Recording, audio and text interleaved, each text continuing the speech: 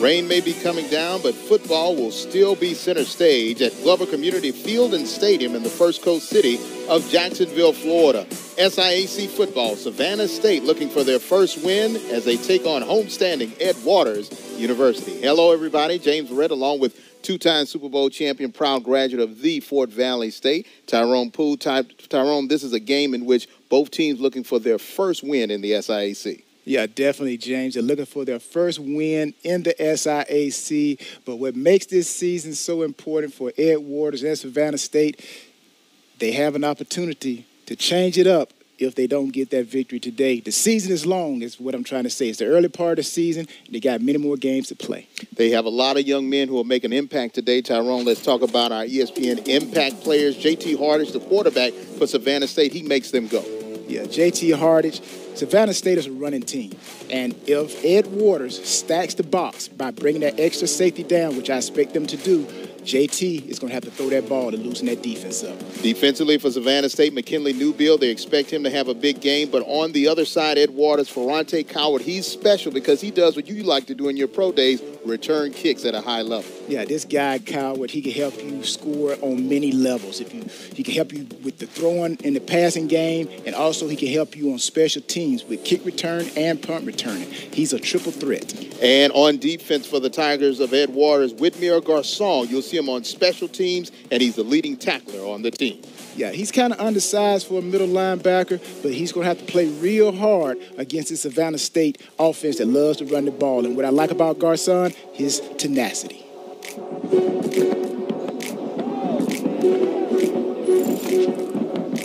And Ed Waters University, a lot of previously known as Ed Waters College. They got university status last year. A lot of things happened. They were moving up to Division II, and now they're at the stage, Tyrone, where they can compete for an official SIAC title. And as we see now, Savannah State taking the field, looking for their first conference victory of the year. They lost to Southeastern, an NAIA school, to open the season. Yeah, like you mentioned about Ed Waters, this gives them an opportunity to compete, and that's what you want to do. You want to compete. You just don't want to play just to play. You know, just like practice in camp. You get tired of going against each other. So now Ed Waters gets an opportunity to be crowned champion of SIAC, and it starts right now with the Savannah State Tigers.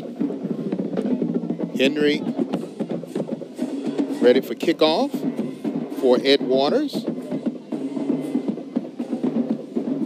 And Bandy with the kick. On return, here he comes. Agent Zero, Demarius August on the return. He gets it out to the 20, and that's where the Tigers of Ed Waters University will take over. You know, I always like kickoff. Kickoff is when you set the tone. You set the tone defensively on the kick coverage. You set the tone for the defense. And then on offense, you set the tone on the return for the offense. So right there, like it was an even spiel. Neither one showed the intensity. So maybe it starts right here with Ed Waters. Tyler King in the backfield along with Saquon Smith, the running back.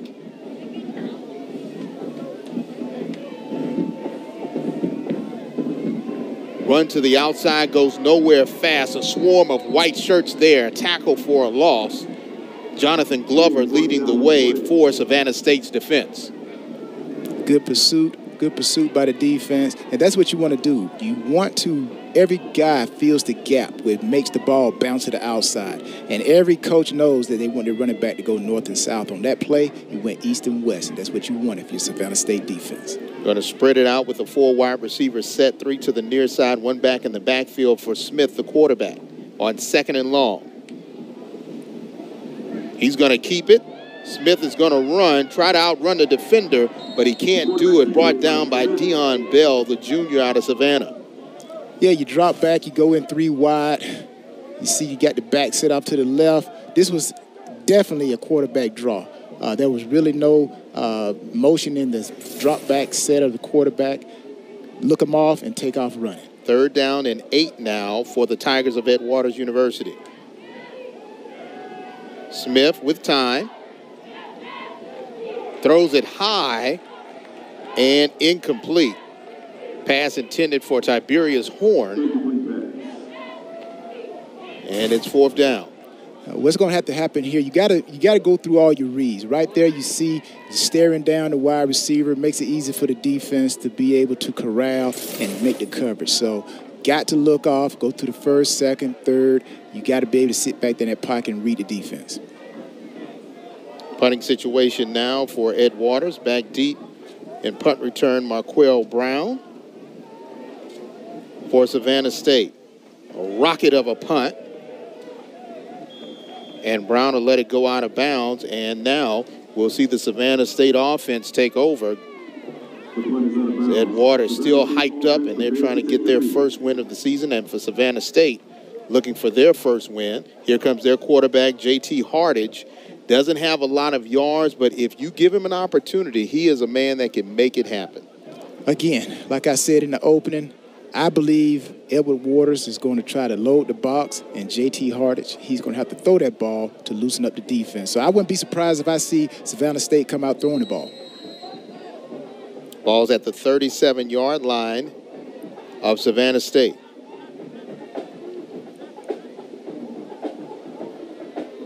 A little bit of check with me. Plays coming in from the sideline. And movement across the line. Looks like it'll move Savannah State back 5.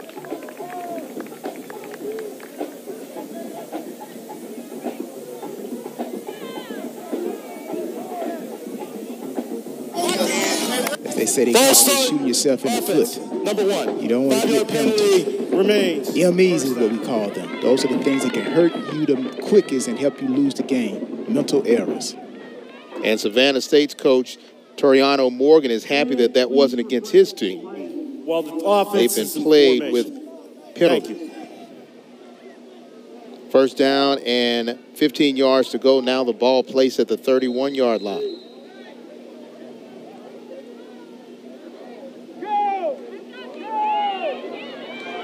Handoff and a good run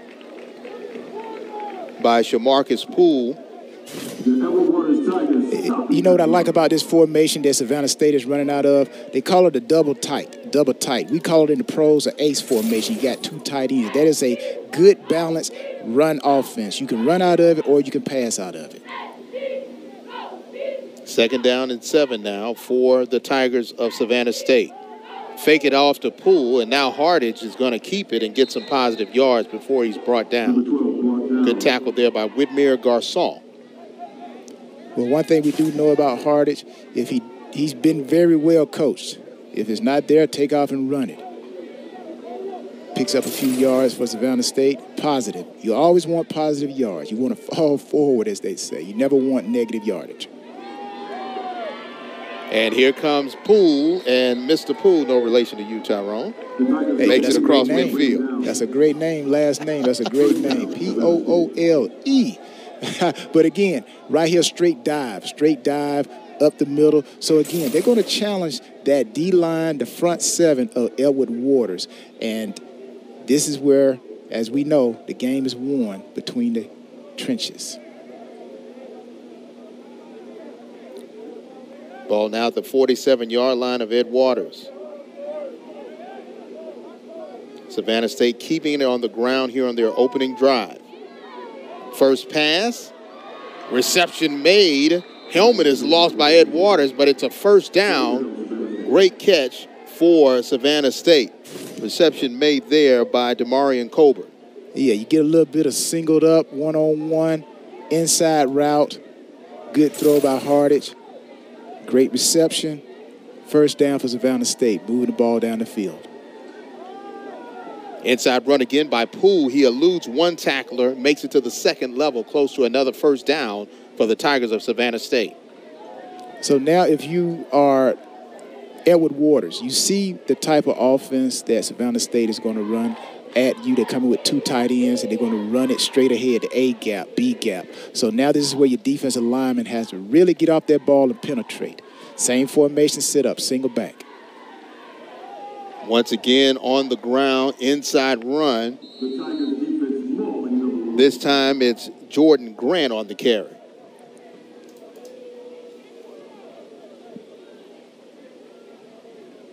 You know, I always like the early part of the game. It's kind of like boxing.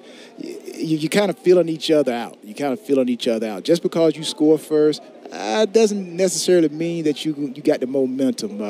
But things can change very quickly. Fake it over to Grant and trying to find a receiver in Deshaun Mitchell, but incomplete. Good coverage there by Dartell Roll for Ed Waters.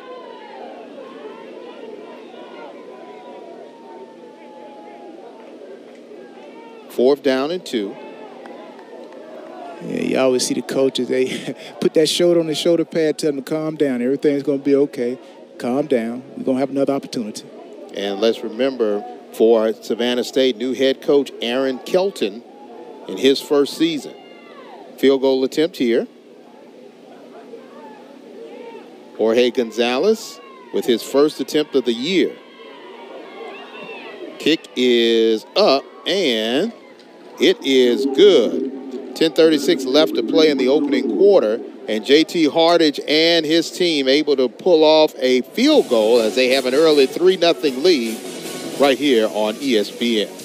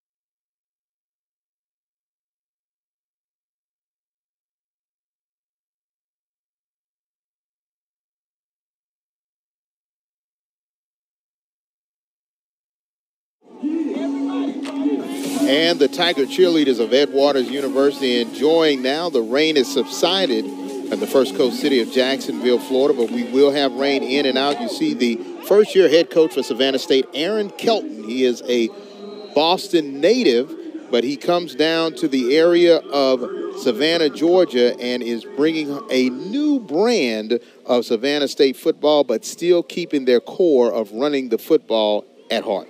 I can tell you one thing. He's glad that they scored in this first period because last week they did not score in the first quarter. Demarius August, he's going to keep his feet, staying dangerous for the Tigers. One helmet goes flying as he gets out to about the 24-yard line. You know, kickoff return is one of those situations where you hit it and you go. Again, just like the running game. If you can get that kick returner going east-west, it messes up every blocking scheme on that kick return. And here comes Saquon Smith, the sophomore quarterback, trying to get his team on the board. They've already played 2 games, have 2 losses with the exact same score. They lost 39-34 to Florida Memorial and Clark Atlanta. Smith, quick pass and reception made, and there is the man, Ferrante Coward, who can do a little bit of everything offensively. Yeah, that's what I like. You know, hey, get the ball into your playmaker hand soon, get him warmed up to the game, and Coward, as we talked about earlier, he is the guy. But Smith, he also is going to play a big role, the quarterback, in the success of Coward. Try to keep it on the ground, and good run here by Tyler King. Palm Coast High native. Now, what you're going to see from Edward Waters, you're going to see them spread the field. They're going to spread the field. You're going to see 2x2. You're going to see 3x1. And you may even see empty today. But all that is facade to actually sometimes open up the running game. King's going to keep it. He breaks one tackle, two, and dives out to about midfield. Close to another first down for Ed Waters Tigers. Yeah, this is what we talked about, New Bill. The defensive lineman right there. You see him 0-0, 0 right there, 0. He gets off the block, makes the tackle. He, along with his other defensive lineman, that's what they're going to have to do all day. Give to King again, but this time he goes nowhere fast. He is immediately drugged down by Tavon Bruton, one of the freshman linebackers for Savannah State. Yeah, and I like Bruton. You know, last week against Southeastern, you know, he was up in that tackle. He was the leading tackle during that game against Southeastern. So along with New Bill, Savannah State has a good core of players. Third down and 5. Finds August, and August is using that speed to get a first down and more into Savannah State territory, and they'll move the chains. And see Edward Water come with a little bit of trip stack, kind of discombobulated the Savannah State defense, a little undercut, crossing route, picks up another first down. Ball now at the 38 of Savannah State. Here comes Coward. Coward breaks one tackle and before he's pushed out of bounds by Bruton. And Coward, his second reception in this drive, again, lets you know how important he is to this offense. Got two speedsters there in August and Coward. During the play, holding, offense, number 2, 10-yard penalty from the spot of foul. And looks like it's a hole right there by the wide receiver. He's just holding on, trying to make sure the defender doesn't get free. Yeah, at some point you got to let him go, right? Once the receiver gets beyond you, let him go.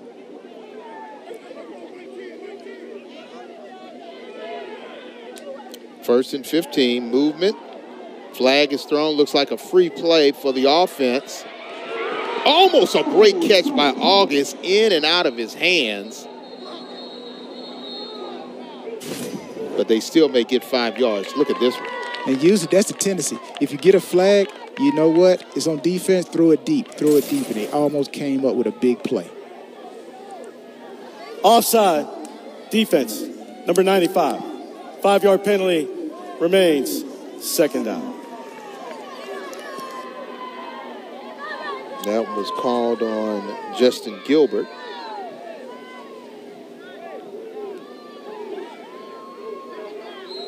So now after penalty and penalty on both sides, it is first and 10. Ball at the 38 of Savannah State for Ed Waters.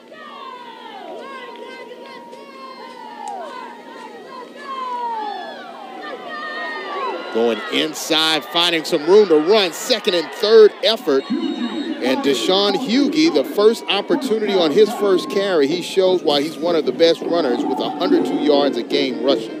Yeah, you look at that formation right there. You see the quarterback, then you see 2 running backs offset to his right side. Really, that's just a near formation. You got a fullback, 24 turns into the fullback, and actually hands it off to the tailback. So really, that's your basic tailback, fullback, dive. Give again to Hughey. Has room on the outside. Only one man to beat. He breaks one tackle, and he's eventually pushed out of bounds. Looks like Bruton made a jersey-grabbing, saving tackle on that one. Yeah, and what I like about Edward Waters here, these guys, they're taking their opening drive, just like Savannah State took their opening drive, and they're positioning themselves to score points. So I'm looking for this to be a barn burner of a game. I think it's going to go back and forth regardless of the weather.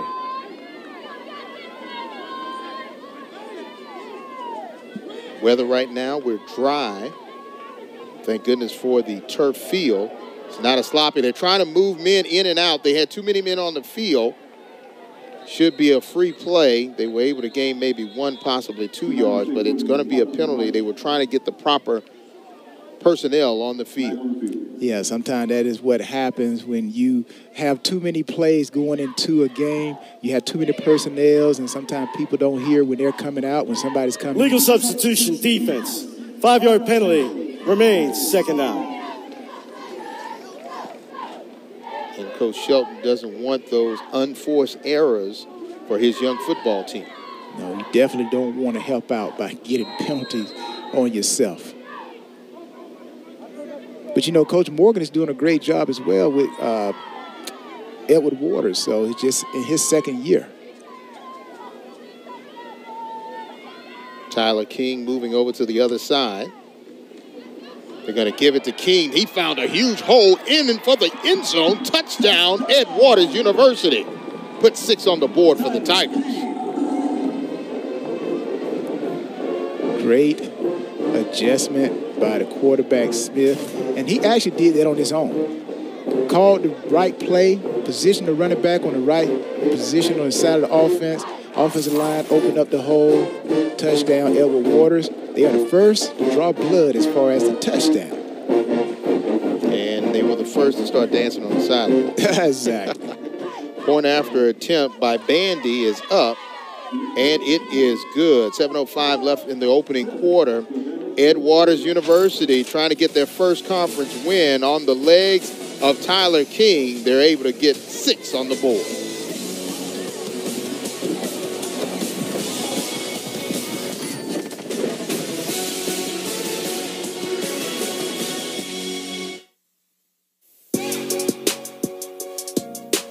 Let there be no doubt.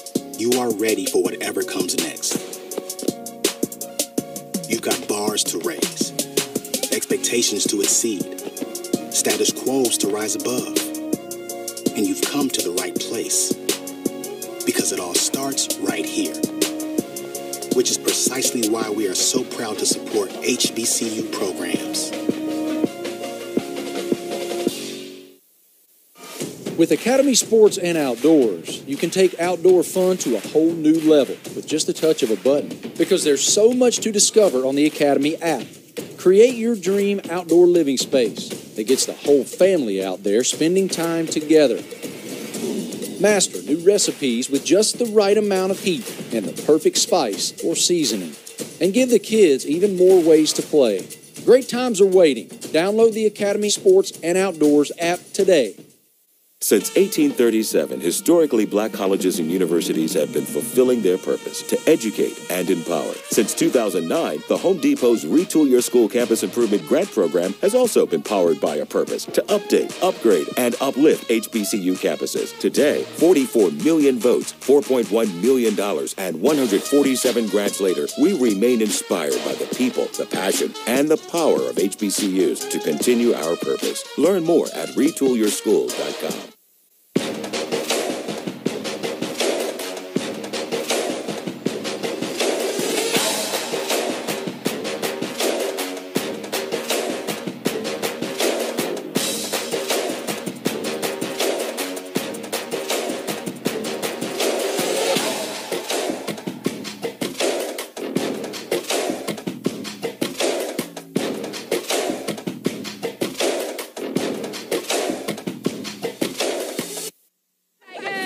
And the Ed Waters University cheerleaders do have something to cheer about as their team has an early 7-3 lead. James Redden along with Tyrone Poole here at Glover Community Field and Stadium in Jacksonville, Florida. Rain started during the pregame, but we now don't have any rain on this beautiful field here on Ed Waters University's campus.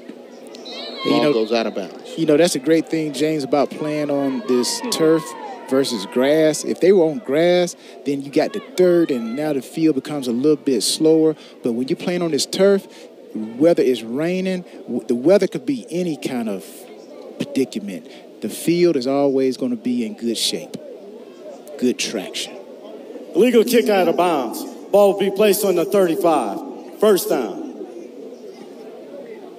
That one kicked out of bounds. See Shamarcus Poole, the leading rusher. Correction. Savannah State has chosen to have a 5-yard penalty from the previous spot with a re-kick. Ah, so they're going to do a re-kick. They do have the choice. And you know, I like that decision because on the kickoff coverage, those guys, you're making them sprint again down the field. Whereas the kick return team is more subtle. You're not really using up a lot of energy. But the kick coverage team for Ed Waters, those guys got to sprint again. And usually this is when a big play tends to happen. So I'm pretty sure that is what Coach Shelton is actually hoping will happen. Now an opportunity for Jake Bandy to kick this one and keep it in bounds. This time he kicks it all the way out to make sure that nobody gets to it. Kind of like golf, right? He sliced it twice, huh? I think he sliced it intentionally.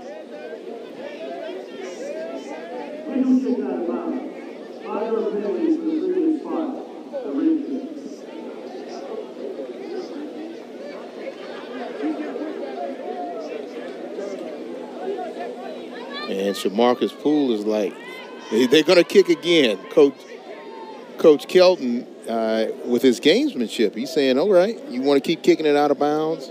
We're going to keep moving you back.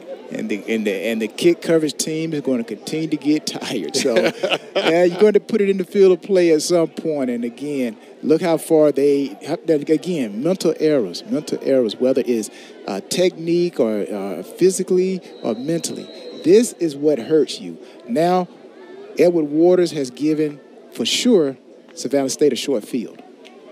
It's going to kick it high. Up back's going to take it and kneel it.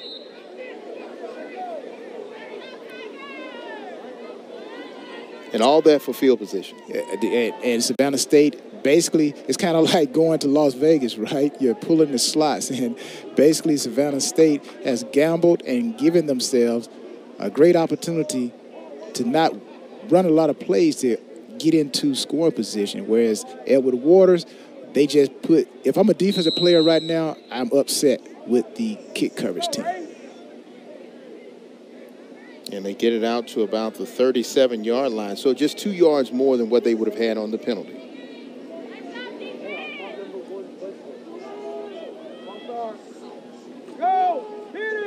Hardage is going to keep it.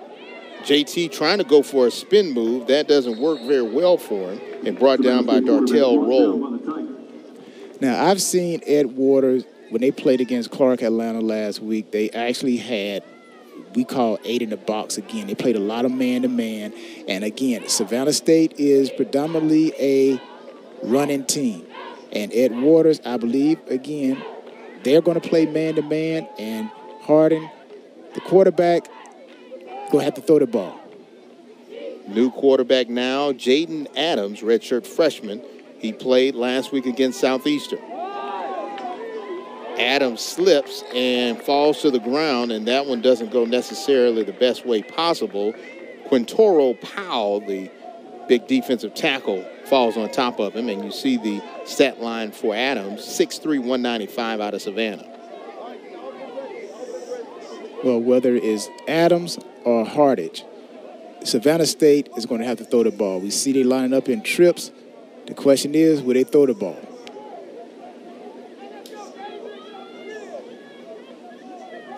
Third and 11. Adams, quick one to Poole.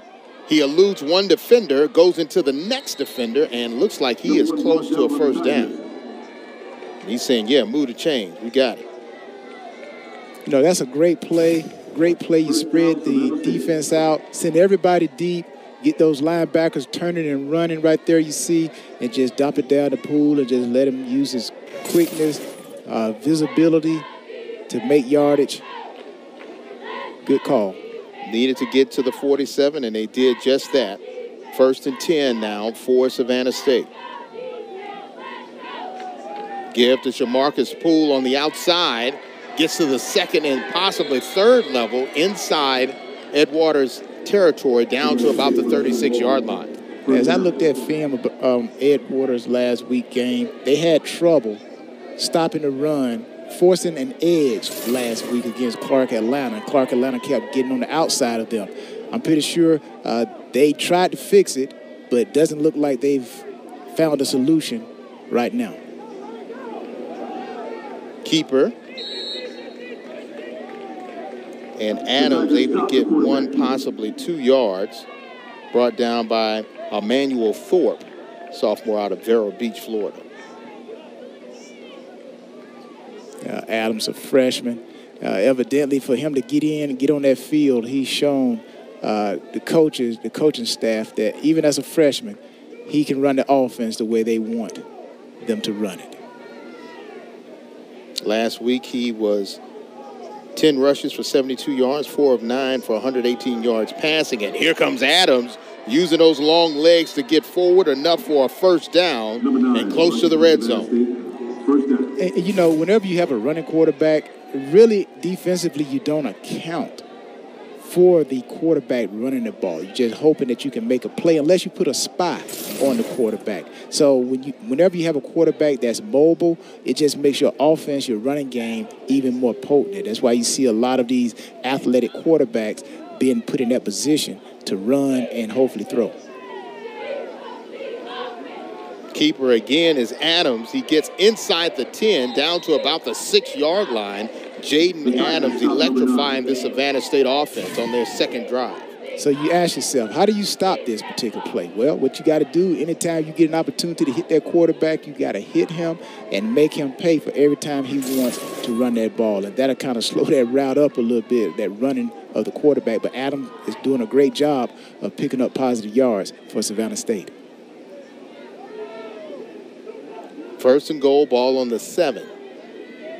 Adams again trying to go with the spin move, but this time he's met by a purple wall.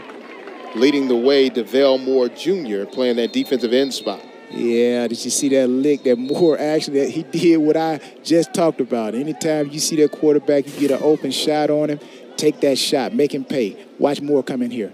Boom, right there. Sound like John Madden right there a little bit. Boom.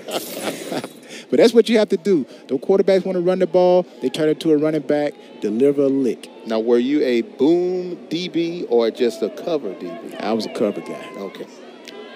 But I would tackle as well. I remember Kevin Green telling me, the late Kevin Green, that he loved playing with me because I brought that type of style. I would tackle and cover. On an end around, trying to get some room to run is Demarion Colbert. He gets down inside the 5 to about the 4-yard line. Great job by Elwood Waters' defense. Every defense is built where you got to have someone to. Look at there. He has 2 mouthpieces, an orange one, and he's got a blue one coming out of the side of his helmet. I think that's piece of. That's a piece of Ed Waters. Maybe a piece of Ed Waters or something, but that's something that. Yeah, that is a mouthpiece. I've never seen that before. I've heard of talking out of the side of your neck, but not out of the side of your head. Now, I used to have 2 mouthpieces, but I only use 2 mouthpieces because you see that little opening right there in the helmet, right there at the bar at the top where the rydell is? Yeah. When I punt return, I would actually put another mouthpiece right there so it would give me a little bit of shade. Whenever I looked up in the sun, because that mouthpiece actually acted as a blocker. So that's the only reason why I would have 2 mouthpieces. But why he has 2 mouthpieces right there in the back of the helmet, I really don't know. That one right there boggles me. Going with a heavy lineup. Adams under center. Inside run, touchdown, Savannah State. Good run there by Jatavian Williams. They had Big Brown in front of him, too. Almost like the refrigerator back with the with the Chicago Bears. Watch 51 Brown. Looking for someone to hit. Oh, right there. Cleans it open. Great job. Yeah, get fired up, too. And now the lead will swing in favor of Savannah State. And now on for the point after attempt, Jorge Gonzalez.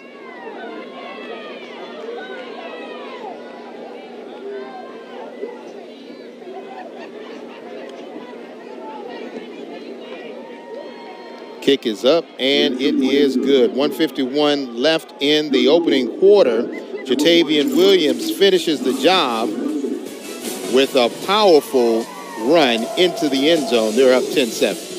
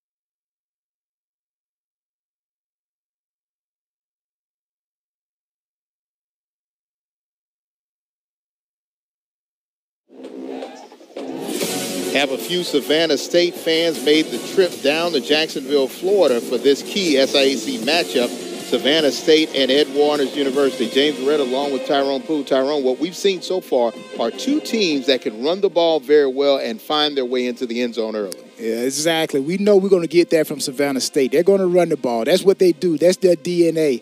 But what I'm also seeing that I love from Ed Waters, they are throwing the ball and running the ball. So right now, when you talk about the game planning, Edward Waters, in my mind, has the upper hand. Well, they're the home team, and they're trying to get their first victory of the season. And also, they're really behind the eight ball because they're 0-1 in conference play. Yeah, 0-1, but again, it's a long season. And right now, if they can continue to do what they're doing, throwing the ball and passing the ball, that's what I call balance.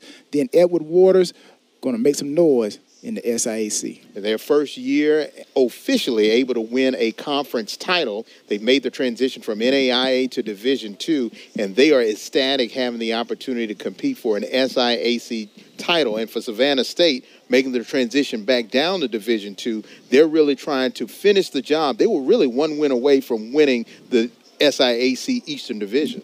Yeah, and the loss of Coach Quinn actually, gives Coach Keaton an opportunity to show what he can do to put his imprint on the Savannah State. And the last drive was masterful by a young man, Jaden Adams. But you see for Ed Waters College, they were able, as you said, throw and catch it and run it very well. Very key. You got to have a balanced offense attack. Another spin move there by Tyler King, able to get into the end zone. First touchdown of the game between these two teams. And now Saquon Smith for the Tigers of Ed Waters, trying to see if he can match score for score with Savannah State.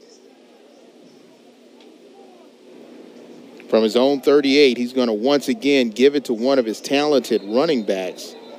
And they're able to get 2, possibly 3 yards. Once again, Tyler King on the carry. We haven't seen too much of Deshaun Hughey, who is their leading rusher, but we did see him in the last drive. He was able to get some positive yards. Yeah, the great thing, when you have a great team of multi-talented players, you can put the ball in anybody's hands. It's called a deep bench. And right now, that's what Ed Waters has, a deep bench. Oh, and this time they were found out on that play. Good stop by Dion Bell coming from the linebacker spot. But as a defense, what you want to do, you want to fill the gaps. And right there on that play, Savannah State filled the gap. Every defense is called for each player to hold their gap. And right there you see Newbill hold his gap, and then you see number 10, Bell comes up and ring a few bells and clean up that particular run by Edward Waters. And I think Bell has that 2 mouthpiece thing going too. And maybe it's a tradition at Savannah State. 3rd down and 7.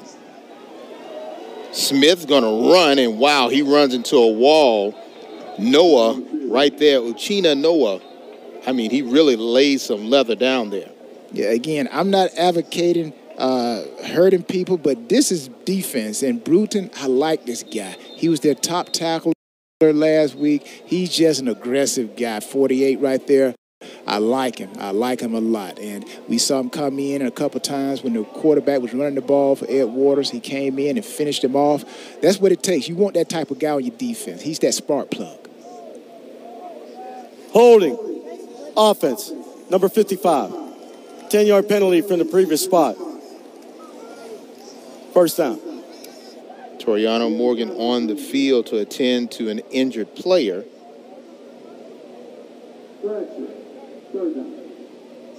And it looks like it could be the quarterback, Saquon Smith, because he did take a lick on that last play. He took a lick. And, you know, you always want to tell your quarterback, you know, especially if it's a running quarterback, get as much as you can and then slide. We'll see right here, he wanted to try to, 47 right there, just came up, a good tackle.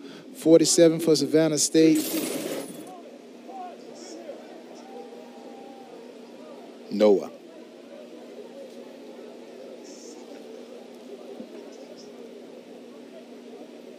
Well, again, you just hope that the players are healthy. He gets up, walks off the field. And he's a little upset because he's feeling it right now. And it looks like it could be a lower extremity situation there. And, you know, and that's the thing about turf as well. You know, turf, you can't slide like you want to slide on grass. Dirt, it gives. On that turf, nothing gives. So you just got to make sure you go down at the right time and just, again, get as much yards as you can and just protect yourself. Method Brantley on to punt for Ed Waters. That is loose. The ball is loose. Ed Waters says they have it. And yes, botched special teams by Savannah State, and Ed Waters takes advantage of it. Great kick. But I'm going to tell you a little something about punt return. I did a little bit of punt returning myself. This will end the quarter not the way you want to end it. Marquell Brown looks like he lost it in the lights, and Jonathan Nesbitt able to get the loose ball, and Ed Waters is in a perfect situation to start the second quarter as they trail by 3.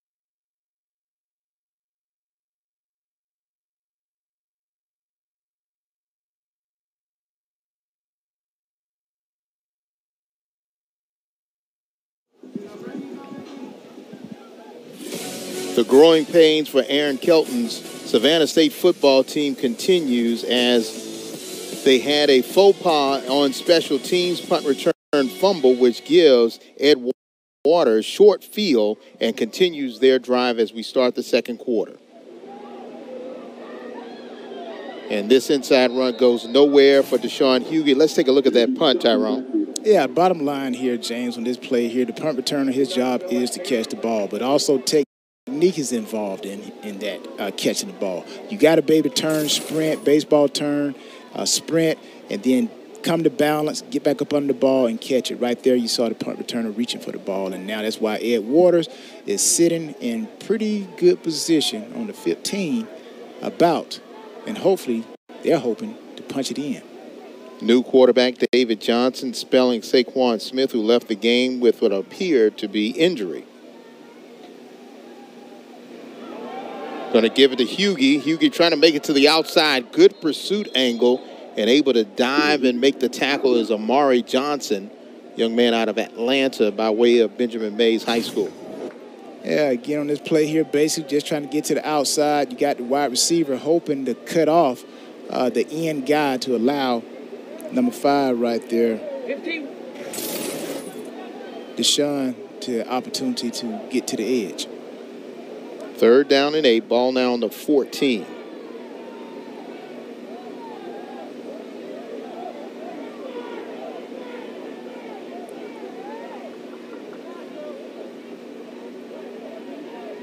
King, the only running back in the backfield along with Johnson. Johnson throws one and incomplete. Johnson's pass incomplete. Intended for August. Well, if Savannah State defense can hold here, you call this a win for Savannah State. In order to consider it a win for Edward Waters, they have to get a touchdown out of this position on this field. Field goal just won't be satisfactory. David Johnson statistically is the leading passer. We'll take a break and we'll see if Ed Waters can capitalize off the Savannah State mistake as the Tigers trail by 3. Trophies, awards, medals. They show your hard work paid off. In a game of life, there are also trophies. They look like an organized financial plan to pay for your college, maybe even graduate school. Buying a house is a trophy. Starting your own business, that's a championship trophy. To help students gain the financial savvy to succeed at life, UBS has teamed with EverFi and the Southern Intercollegiate Athletic Conference to create Elevate. Elevate delivers personalized financial training, access to wellness workshops, and career development programs, all for free and designed exclusively for SIAC communities. Financial freedom, that's the ultimate trophy. Get started today at ubs.com/elevate.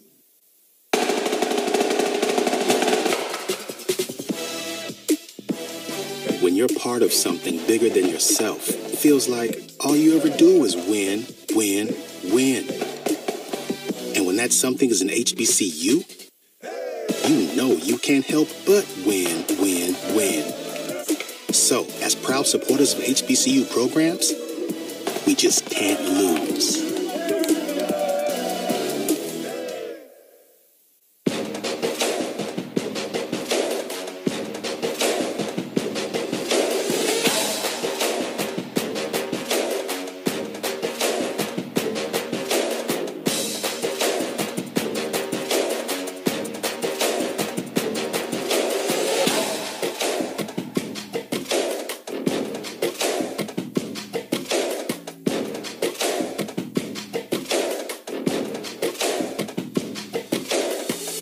Since 1837, historically black colleges and universities have been fulfilling their purpose to educate and empower. Since 2009, the Home Depot's Retool Your School Campus Improvement Grant Program has also been powered by a purpose to update, upgrade, and uplift HBCU campuses. Today, 44 million votes, $4.1 million, and 147 grants later, we remain inspired by the people, the passion, and the power of HBCUs to continue our purpose. Learn more at retoolyourschools.com.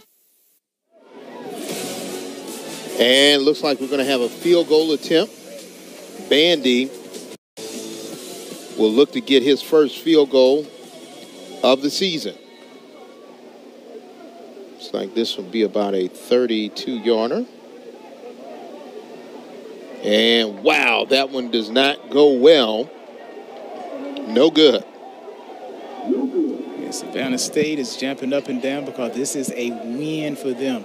Considering the turnover, the muff punt, Edward Waters could not take advantage of it. And hopefully if you're Edward Waters, this opportunity that you miss doesn't come back and hunt you somewhere at the end of the game.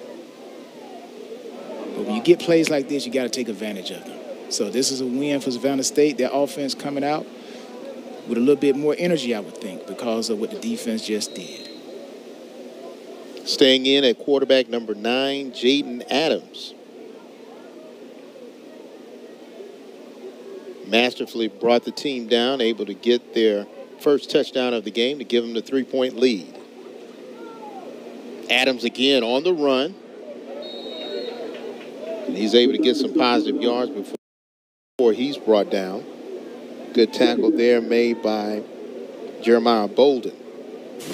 Yeah, even though this is a quarterback draw, basically it's just a lead. It's a lead. You got the tailback who now becomes the fullback, and the quarterback just turns into the tailback, and it turns into a lead. Picks up positive yards. 5-yard gain, 2nd and 5. New running back Joseph Hampton for the Tigers of Savannah State. And he's able to get some positive yards. Flag is thrown. Looks like it may be a late hit. Yeah, look like the 36 Powers might have put a little too much power once he got into the white. You know, sometimes as a defensive player, man, I'm like, you just sprinting, and you're like, somebody's going to pay. Somebody's going to pay for me running hard. So. Running clear across the field, right? After the play, personal foul, unnecessary roughness, late hit out of bounds. Number 22 at defense. 15-yard penalty added to the end of the play. First down. Ah, yeah, 22. 36 made the tackle. 22 for Ed Waters is McBride. Yeah, McBride came and cleaned it up. So that's what you call someone make the tackle, the other person come and clean it up. But McBride cleaned it up a little too far out of bounds. Hampton again on the carry, getting some positive yards. Looks like he's close to another first down. And we have a player down. Looks like number 29, Keon Smith, for Ed Waters. I mean, he is writhing in pain. Let's take a look at our first quarter statistics. First downs in favor of Savannah State, but you look at the overall yards. Savannah State 122, 79 yards. A little bit more balance there when you look at Ed Waters, but also balance from Savannah State. Yeah, and the thing is, you look at the scoreboard, and it's indicating exactly the stats that you see. 10-7, close game, close on the stats as well. But the big thing I see is the 2 and 2. 2 times after in the play, zone, personal foul, unnecessary roughness. Number 8 of the offense. 15-yard penalty from the spot of the foul. The down will count. Second down. So it looks like Savannah State will be moving back a little bit after Kirk Smith. Check that, Christian Burks possibly called for the penalty. We'll take a break and we'll check on the status of the young man. You're watching SIAC on ESPN.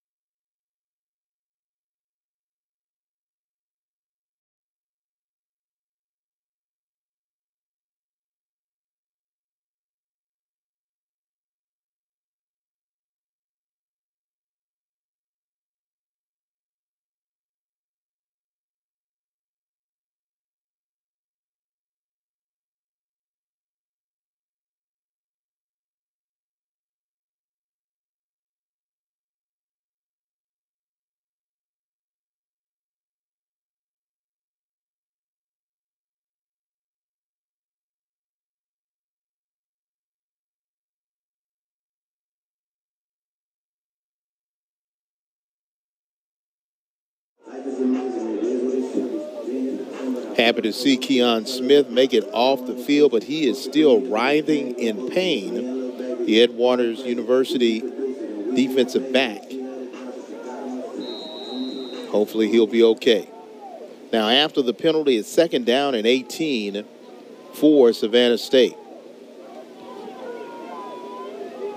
Keeping it is Adams. And Adams is hit quickly. Good job there by Quintoro Powell to hit him while he was suspended in the air. Yeah, a little fake on the Z sweep right there. Adam puts it in, takes it out.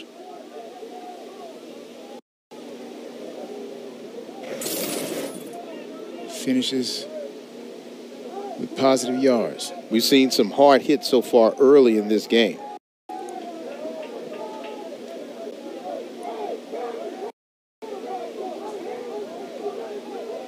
Third down, 17.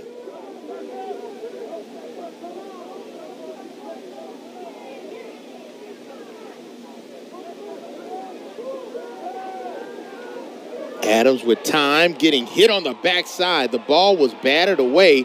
They're trying to say, is it a fumble or a pass? Edwaters wants it to be a fumble, but we'll see if they call an incomplete pass. Looks like they will call it an incomplete pass. Great rush, great rush. 99 for Edwaters comes through. Power right there. Gets Adam just as he is beginning to go forward with his arm. So looks like the referees made a good call right there. But great effort by Powell. Get it to the quarterback. Relentless, never giving up. 4th and 17 appears to be a punting situation for the Tigers.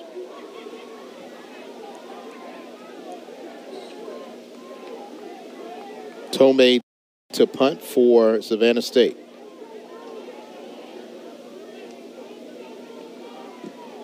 And he gets this one off. He got hit after he punted it.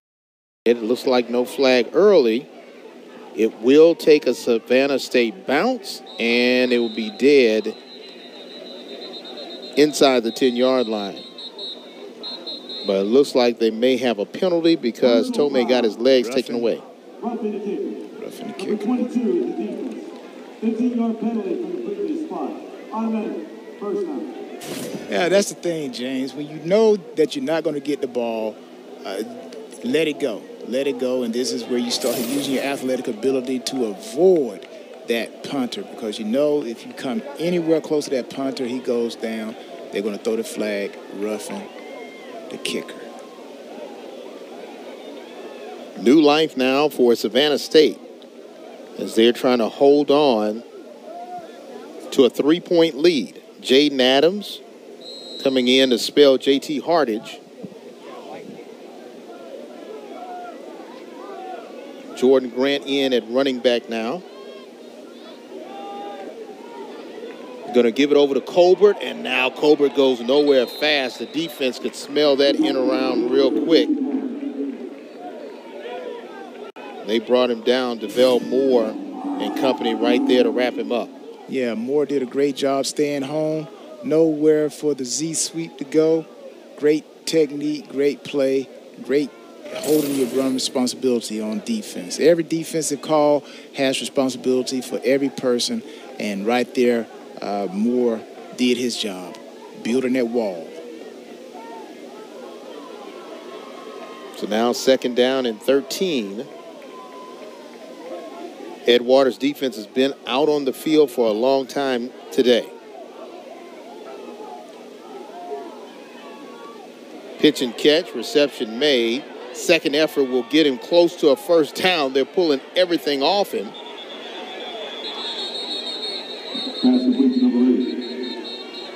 And reception made by Christian Burks. Nice little sit-down route. Pitch and catch, as you called it, James.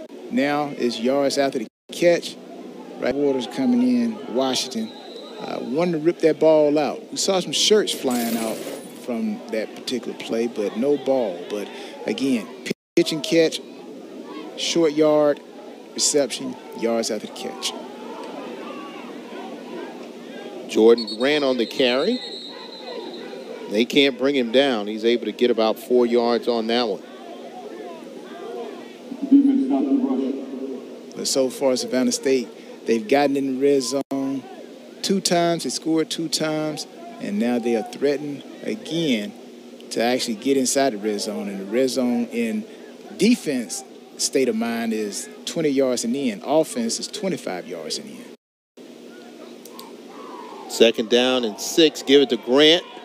Wow, second effort. He's getting close to that first down. And he packs a wallop. Yeah, watch him roll on the tackle. Watch him load up on Crawford right here, 34. Watch 34 track. Ooh, he loaded up on him right there. That's anticipation of being tackled. And as a defensive guy, you got to know when that running back makes eye contact, tie his shoelaces. Giving it to Shamarcus Poole. Here comes Poole, bounces off a defender, has some room inside the 10, tries to stretch it out. May have gotten inside the 5 before he's called out of bounds. They'll say he's out of bounds at the 6. Yeah, Edward Waters is having a little bit of trouble right here containing.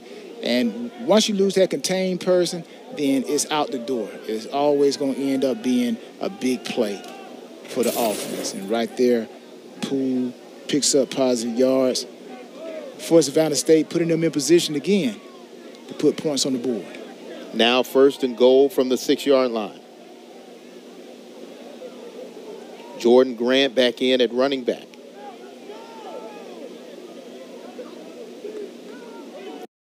Adams going to keep it. Wow, he just floored one defender on second effort, gets inside the 5. And I mean, he put his head down and just annihilated a defender. Yeah, I think somebody need to tell Adam, okay, JT is down right now, so we need to make sure you take care of yourself here. But again, he's a tough freshman, and he's out there to try to get that ball into that end zone. He didn't hit just anybody. He hit one of their leading tacklers, Windmere Garçon, the heart and soul of that defense. And I mean, he just knocked him just back. Hey, middle linebacker. Sometimes you catch defensive guys when they light on their feet. Throwing to the end zone. Wow, what a catch. Touchdown, Christian Burks. Wow, great play. And you see the Savannah State fans, they are celebrating. Again, defensive back has to know down in this position it's going to be a fade route. Right here, just throw the ball up, kind of like a jump ball. Defensive back has to get his head around. Didn't get his head around. Receiver sees the ball coming. Out jumps DB. Touchdown, Savannah State.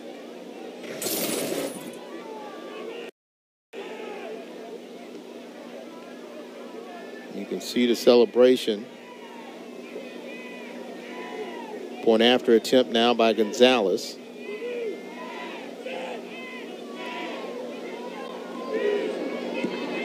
Kick is up, and it is good. Savannah State gave up 27 points to Southeastern after an hour rain delay. Coach said his team had to mature.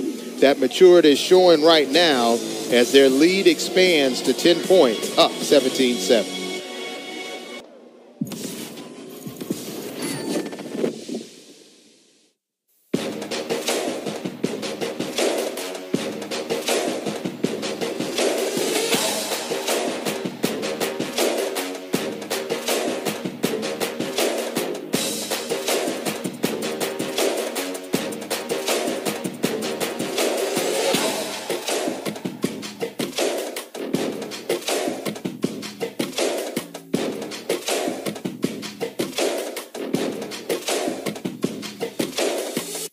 Yo, new Sprite?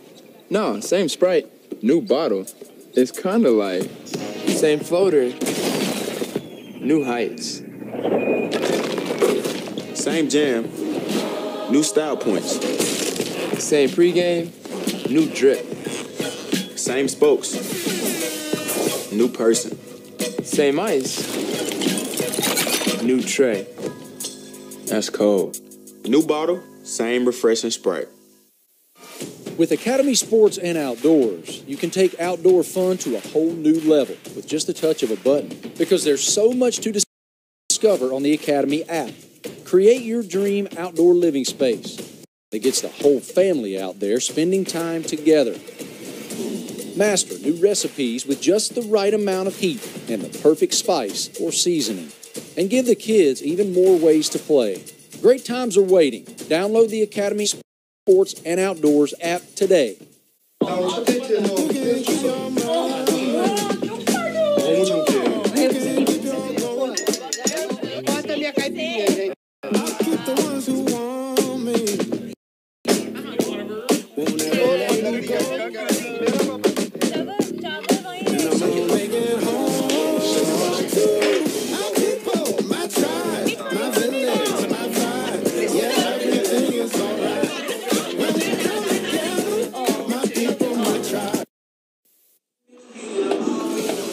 Christian Burks, the recipient of a touchdown pass, and it all got set up because it was a block, and it just really, the defender got blocked into the punter, which allowed the drive to stay alive, and Christian Burks, the recipient of a quick 6-yard touchdown pass.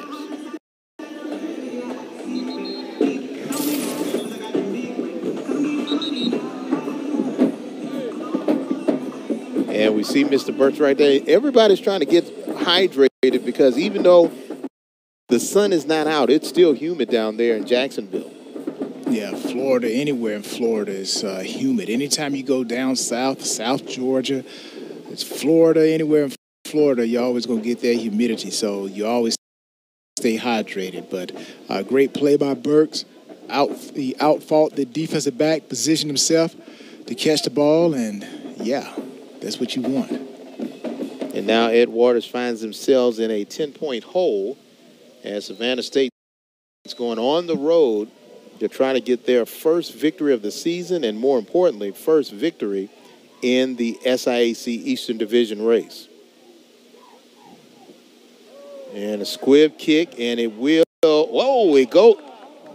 Wow, that was close. It did touch an Ed Waters player, but it did go out of bounds.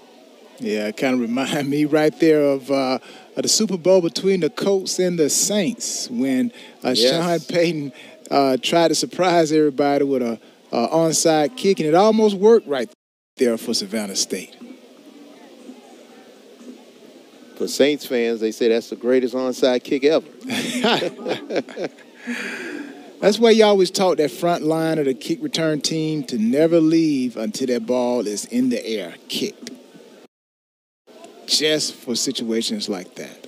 David Johnson, a transfer from Tennessee State. He is in for Saquon Smith, who left with an injury. And now it's going to be his job to try to bring his team back from a early 10-point deficit here in the second quarter. And he throws a nice bullet pass to August. Was able to make a possession reception. And one thing I do like about Ed Waters, they will go to a hurry up, and they do and can throw the ball and run the ball. So I'm pretty sure they're not worried as far as being down by 10 points. Hughie, this time he goes nowhere fast.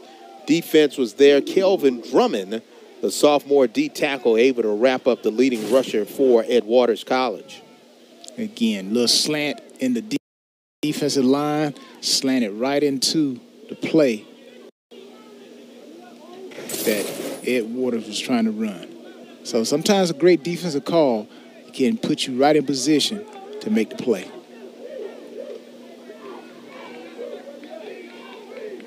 Third down and 8. Again, a little bit of check with me.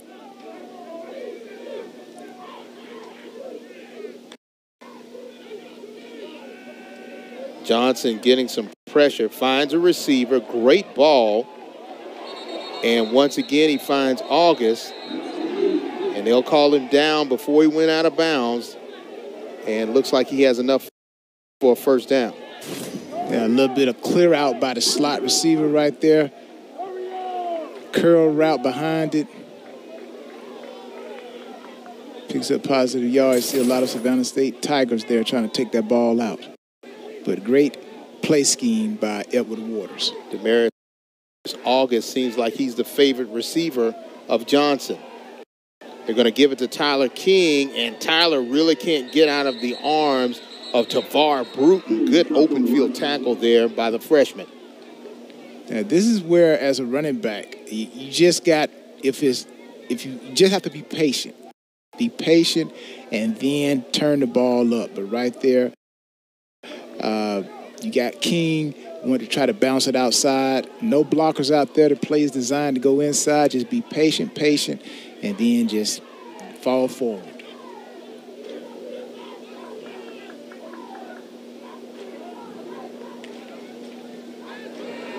Johnson getting pressure. He sees three defenders. Wow, this time he can't get out of the grasp of the defender, and he goes down. Good sack there by Pierce Brown, the defensive lineman out of Atlanta. Yeah, right here, if you're talking to Johnson, just throw it into the ground. You see the screen play is shot. There's no way it's going to be completed. Throw the ball in the ground. Throw it in the ground, but throw it towards the guy, the running back. Check that. That was Kelvin Drummond making that sack.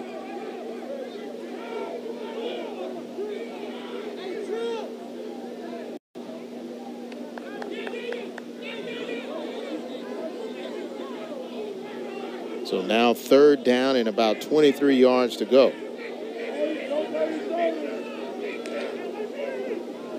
Oh, he fumbles it. Johnson's going to keep it. And Mark McKinley Newbill gets his first sack of the season, bringing down Johnson. Good play by Newbill. Got a sack last week. Right here, I think, actually, Johnson was looking at the rush coming up the middle, kind of took his eyes off the ball. Newbill comes in and cleans up.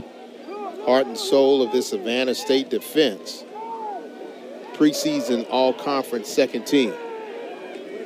They bring the house. They try to get the block. They don't get the block off, and they really hit the punter. So an obvious flag will go down. It does take an Ed Waters bounce. But it looks like they'll keep their drive alive. I mean, they just brought everybody.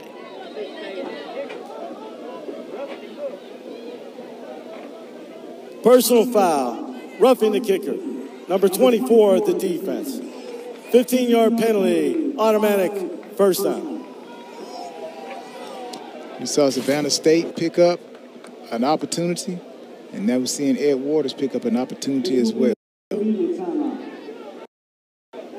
Running straight into the kicker, they're going to call it every time. You're going to see that yellow flag come down every time, especially if you don't get the ball. So sometimes you just got to try to avoid that kicker at all costs. You see that ball leave his foot.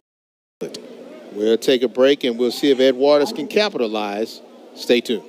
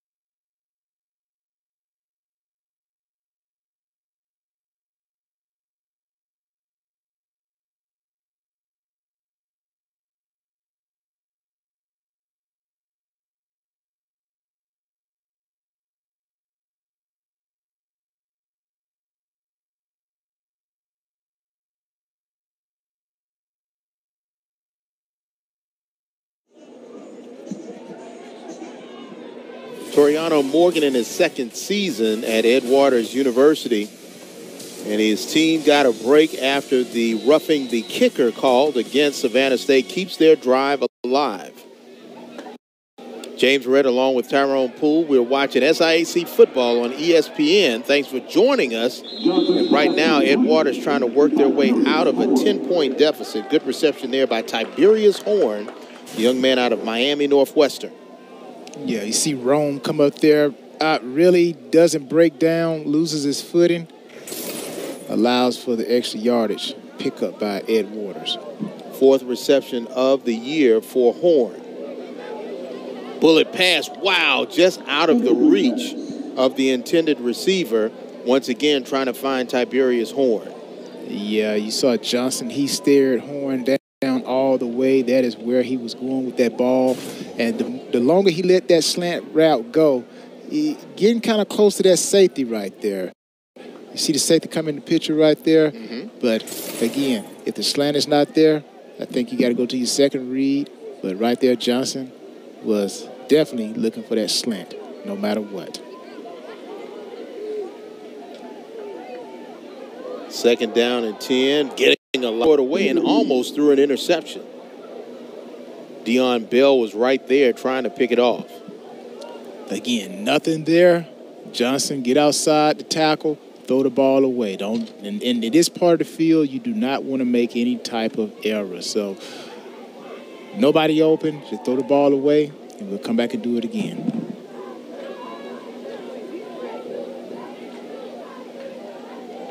Third down and 10.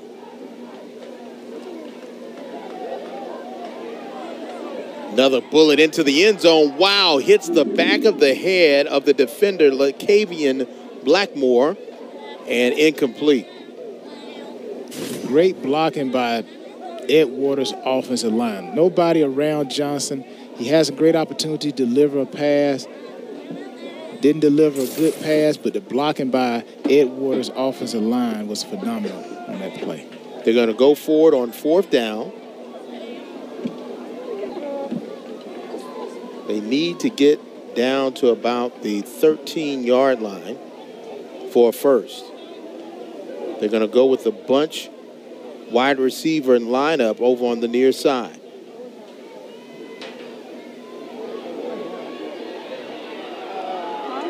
And he's going to run it, has some room, has enough for the first down inside the 10. First down, Tigers. Ed Waters in the red zone. Again, Ed Waters came back with the play they ran previously in that bunch formation, have a crosser, but this time Savannah State put a little bit more pressure, so Johnson takes off. Again, nobody's covering the quarterback. There's no defensive play called to cover the quarterback. Johnson picks up positive yards for a first down.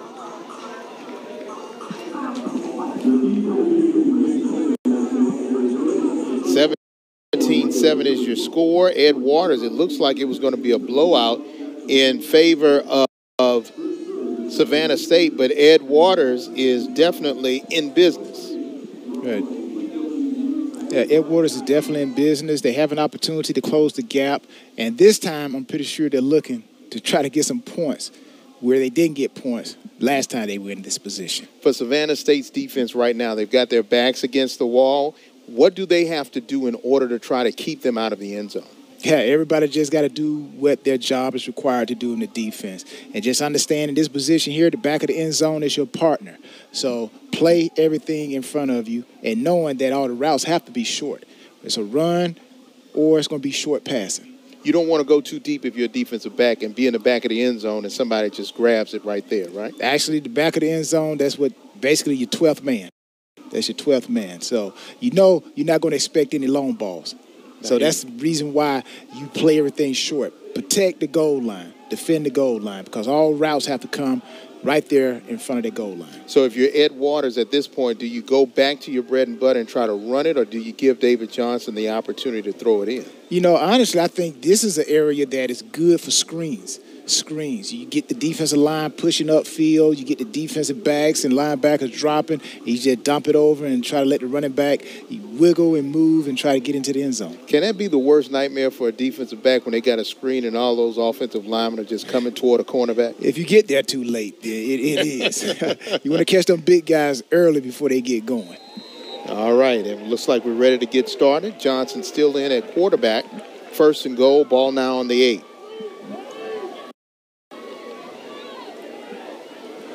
Speed sweep, August. There's a flag thrown. August is trying to work his way down to about the 5-yard line. He is hit late by Newbill. No flag there.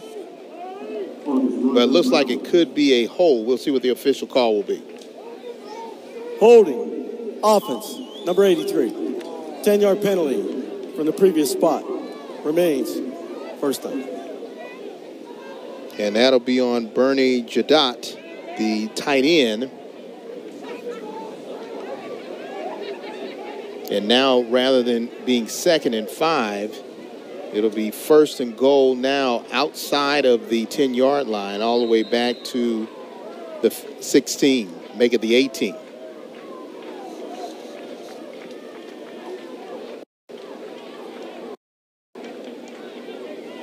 So now your play calling completely changes now, right, Tyrone? Well, I think you still can stay with it. And they do stay with the ground and pound attack. Tyler King able to get some of those penalty yards back.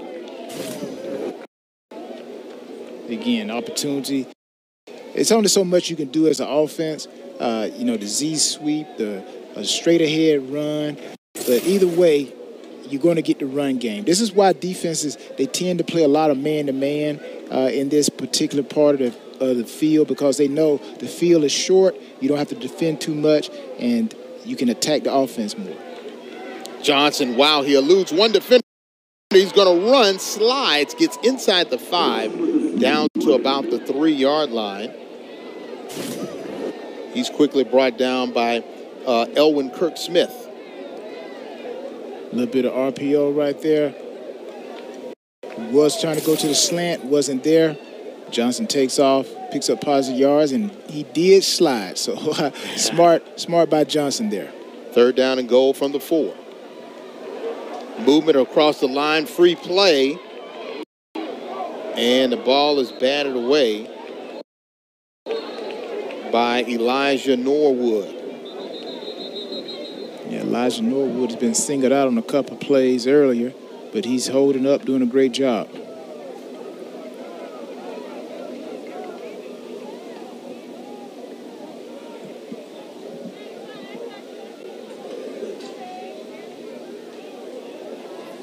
Defense offsides. Number 42. Half the distance to the goal.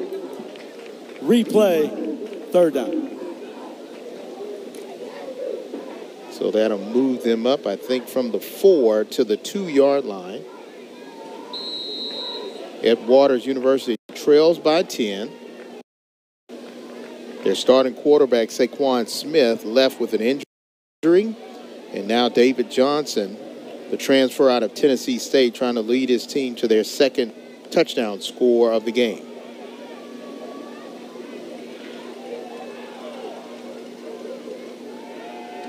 King at the goal line in.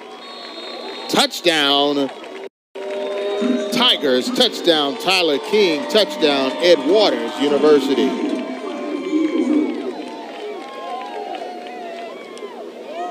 You get down here in this part of the field, it's just straight ahead goal line defense. Mano a mano. Every offensive lineman has a defensive lineman, and every defensive lineman has a gap. And right there, Ed Waters had enough push to allow running back to get into the end zone and put up 6 with opportunity to put the extra point to make it 14-17. Dandy for the point after attempt. And the kick is up, and it is good. And it all got started from a roughing the kicker penalty that kept Ed Waters' drive alive. And then on 4th down, they needed to convert. And they got the conversion that they needed because Johnson used his legs, and just kept on running until he found that first down marker. And then eventually Tyler King would come in and score from 2 yards out. And now we just have a 3-point game.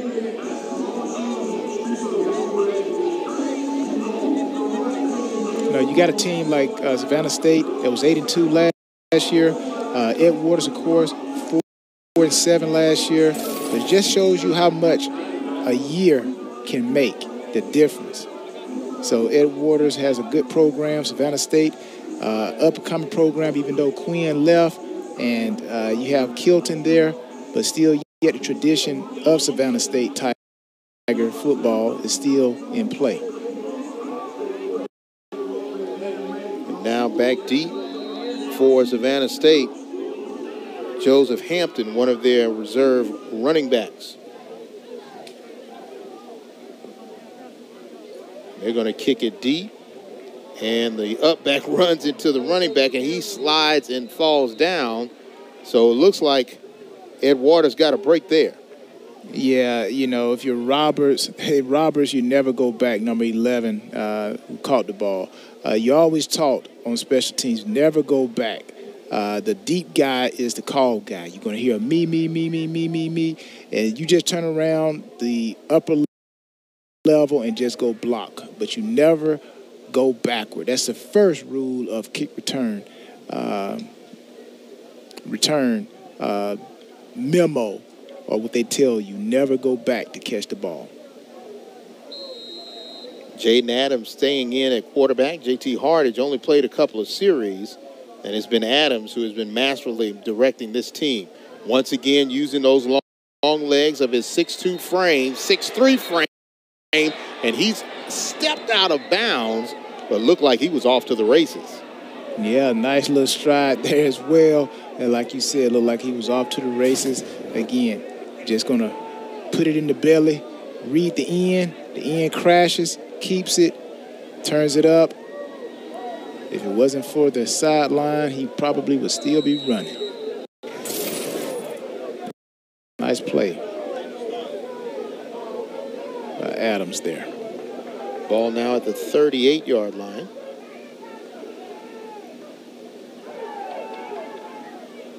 And that throw goes a little short, intended for Deshaun Mitchell. Yeah, you saw Deshaun Mitchell lose his foot in there.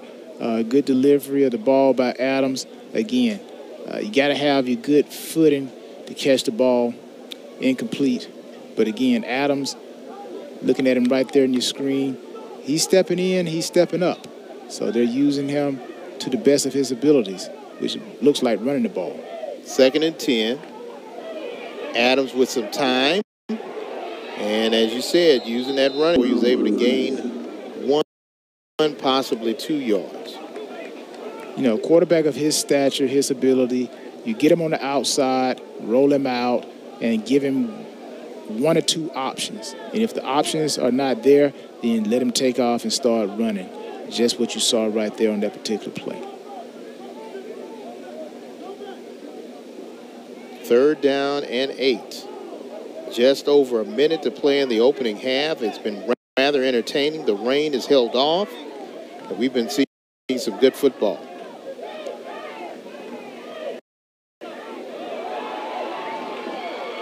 And that may have been a lateral, but they're going to say ultimately an empty pass. We're waiting for the whistle to be blown. Good job by the defenders, able to try to finish that play out.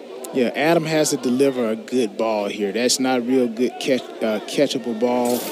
You got the receiver right there, Colbert, clock digging operator down to try to Please bring the put ball up the 53 turn. seconds on the clock and start it on the snap. Hey, yo, don't be stupid, though. So they get some more seconds back, which will give Ed Waters an opportunity to run their 2-minute drill.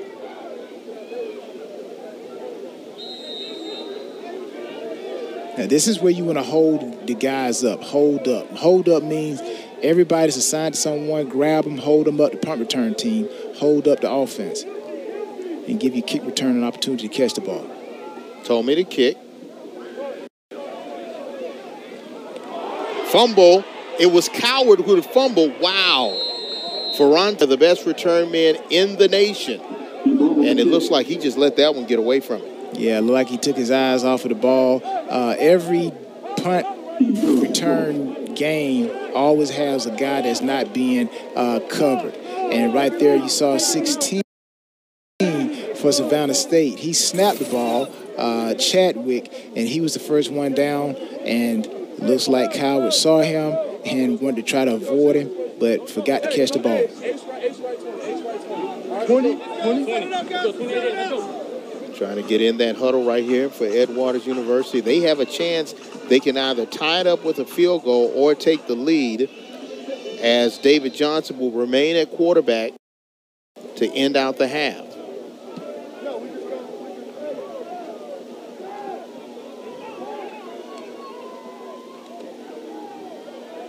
Handoff. Good carry there by Deshaun Hughey. It looked like Ed clock run out and really not trying to go into their 2-minute offense and seeing if they could move the ball. I would at least try to take a shot to see what would happen and then go to running the ball.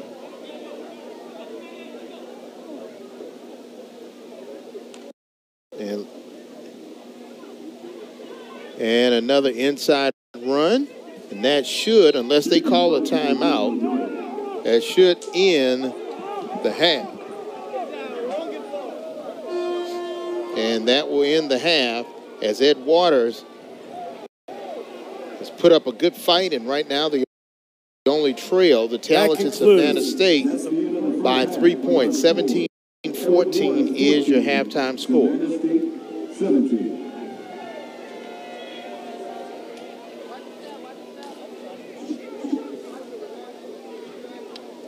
And it looks like we're efforting to get the coach. And Tyrone, your first thoughts on the first half? Again, you know, it's a game that I anticipated that both teams could score, run the ball. They love to run the ball. That's what Savannah State does. Ed Waters, that kind of surprised me a little bit, coming out with more of a balanced run throw. It seems as though both teams have had some injuries, but it seems as though Ed Waters was the team that was able to recover a little bit faster from those injuries. Yeah, exactly. You know, that's the game of football. That's the game of football. Next man up, as they say. So, next man up. Mm-hmm. Your thoughts going into the second half, if you're Ed Waters, what will it take for them to try to get over the hump and get themselves back into the league? Other than them Ed Waters not taking advantage of that opportunity to score when they were down early in the game. They came away with no points, missed the field goal. Other than telling them as a coach, telling his players, we got to take advantage of opportunities. That's what I see. Other than that, they're playing a good, solid game. Just got to make plays when it's time to make plays. Definitely time to make plays. 17-14 is your halftime score. I think in a few moments we'll be ready to get our coach. And I think we're ready for Coach Aaron Kelton. Coach Kelton, we're going to get some headsets on him, so he'll be ready to rock and roll. First-year head coach and trying to get his first victory in the SIAC. Coach, first of all, let's talk about your quarterback situation. You had some movement there. Was that something expected, or you had to make a change due to injury? No, it was expected. We knew Jaden gave us a burst last week, and so we were going to have him in for some series and figure out what he could do. Defensively, Coach, what are you telling your team defensively you have to do to come out for the second half? We got to hold on. They're an explosive team. They've been able to move the football on us. We got to tackle. We're missing a lot of tackles. They're running through our arms. And then we've got to be better on special teams. We've had so many penalties or blunders on special teams. This is absolutely killing me. Coach, you're looking at Savannah State in order to try to shut the door on them. Besides tackling, what else do you want to see, especially from your offense? Well, just drives. I want us to get consistent drives. We had a couple of really good drives in the first half, and early in the game, and then in the second quarter we sputtered a little bit, and so we've just got to be better about being consistent and doing the right things. All right, Coach, thank you so very much. Good luck to you in the second half. Thank you. I appreciate it, and go Tigers. All right, it is Tiger on Tiger. Savannah State holding on to a slim lead on the road at Ed Waters University, 17-14, your halftime score.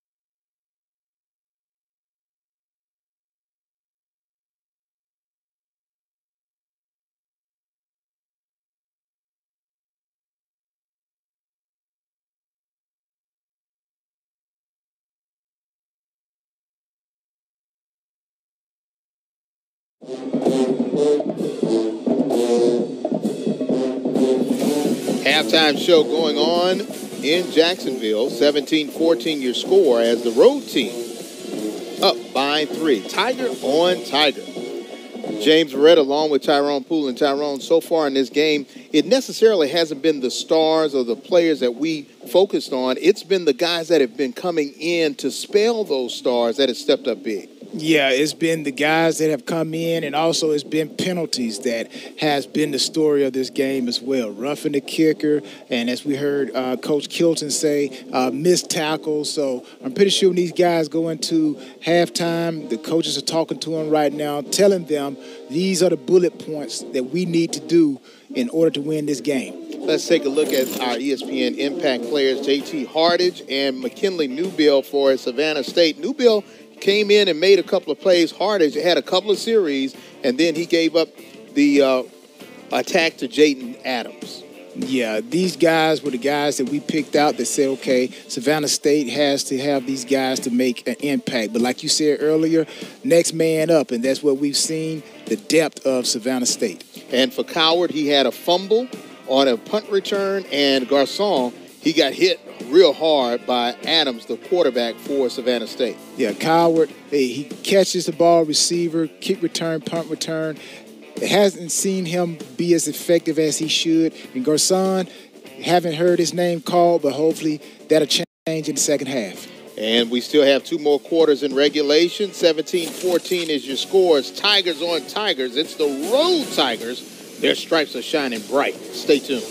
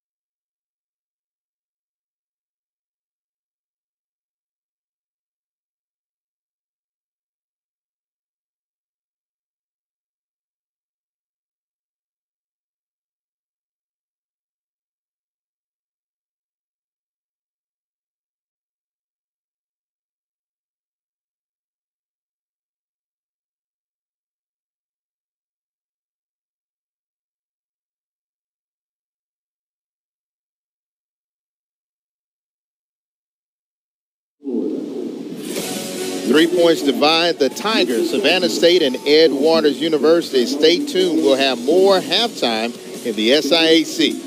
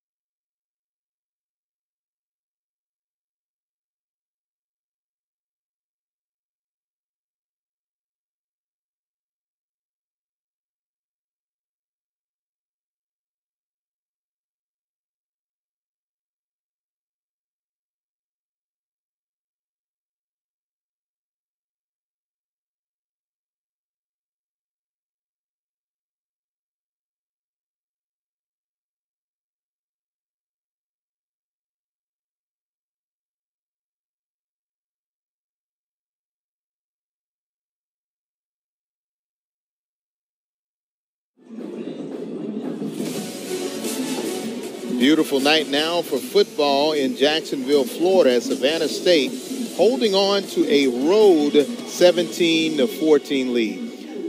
James Verrett along with Tyrone Poole. And Tyrone, this has been a very entertaining game. We've had some penalty issues, but overall both teams coming out hitting hard and running the football.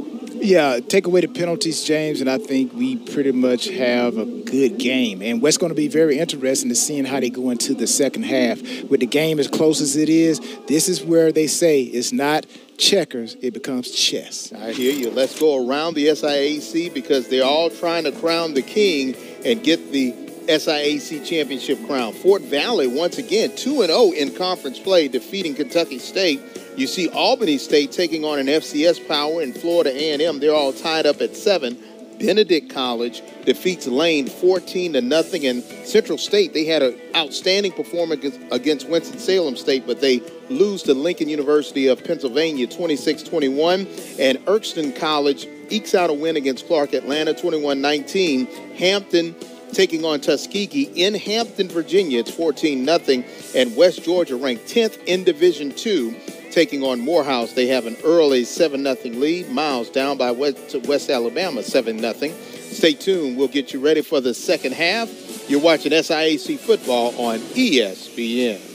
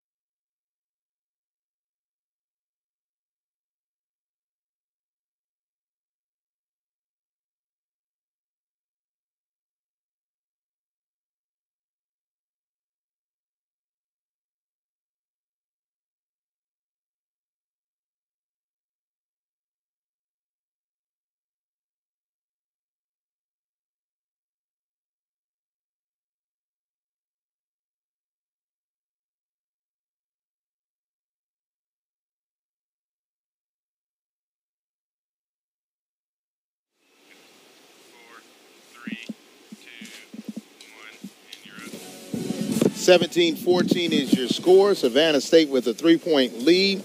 Homestanding coach Toriano Morgan stopped with us right before he got on the field and talked to us about halftime adjustments. Coach Morgan, just want to know, first of all, what is the status of your quarterback, Saquon Smith? Well, right now, what we're being told that it is his knee and that he won't return. When you look at David Johnson, he had to come in and be the sub quarterback. How do you rate his performance, and what did you tell him at halftime? Well, you know, David's not new to this. He's actually started the 2 ball games we've had before. You know, he was our starter last season, so it was just a matter of him getting in, getting settled down, getting a rhythm, finding a rhythm, kind of smoothing into the game. It's rough when you're just thrown into there like that, but I think he settled down pretty well towards the end there, got that drive to go down and get some points, so I think he'll be fine coming down in the second half. You want to try to corral Adams. What do you tell your defense to try to corral a speedy quarterback who can also run? Well, we talked about this all week. We got to be good on our assignments. We got to make sure we have good gap integrity, that when we're playing assignment football, if we got the quarterback, we got to make sure we got the quarterback, but not lose contain as well out there on the edge. So we just got to do a better job of executing that from that standpoint. I think the last couple drives out there in the second half, they did a much better job. We're able to get some punts, get some stops there. So hopefully we can continue to carry that over into the second half.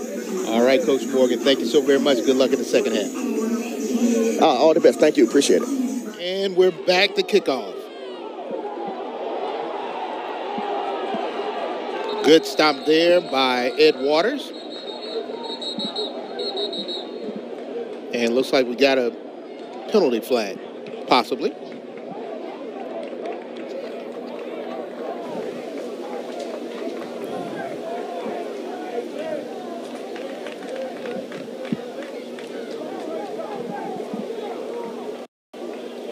Here comes our quarterback. Staying in, Jaden Adams did a great job subbing in for J.T. Hardage. Yeah, did a great job subbing in. And as we heard, Ed Waters, head coach, says that the defense have to be defensive, gap assignment, technique, and take the quarterback when you are called to take the quarterback. Right there in front of him. Inside run. Goes nowhere fast. Yeah, Poole has been carrying the load a little bit. We've seen a lot of plays from him bouncing outside, and right there we see him take it off tackle, picks up again positive yards. Positive yards to me is anything that goes forward. You never want negative yards, especially on first down. You don't want negative yards. You want to try to get, if you can, 5 yards. If you can get 5 yards on first down, then that sets up a great play call for second down. Second down and 8.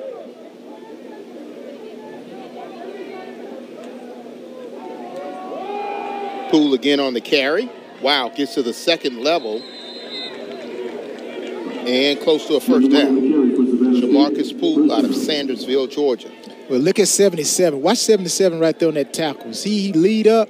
All you got to do is just follow the big dogs. Follow them big boys and haul. They open up the door for you. And all you do is just pick the hole. Kind of like Emmitt Smith when he played behind that great offensive line for the Dallas Cowboys. It made them big offensive linemen. They make it easy for you. First and 10 now. The ball on the 43. Poole able to get 2 or 3 yards before he's finally brought down. Jeremiah Burnett and company right there to bring down Poole. You see a great push by Ed Waters. And sometimes when you have a great push by your defensive front, they can run past the play. And right there, saw a little bit of the D lineman run past the ball, and Savannah State kind of sneak in a few yards. Second down. And this time, they don't go anywhere fast. Jordan Grant coming in to spell Jamarcus Poole.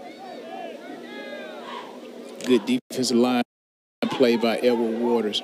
Again, sometimes, in that defensive line, offensive line, again, the trenches, as they call it, that's where football is really played. Those guys, they are bumping shoulder pads, helmets, every time that ball is snapped. And whoever can get the best position on offense, on their defensive lineman, determines how successful that play going to be.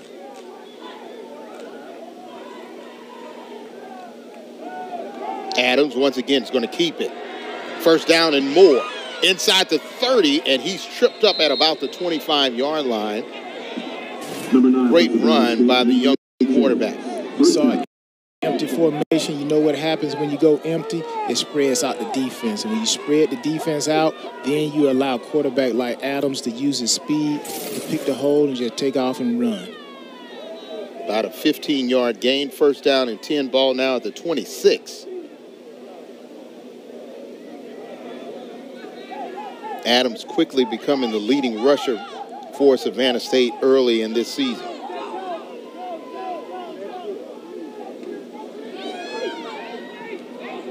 Nice pitch and catch. Number 17.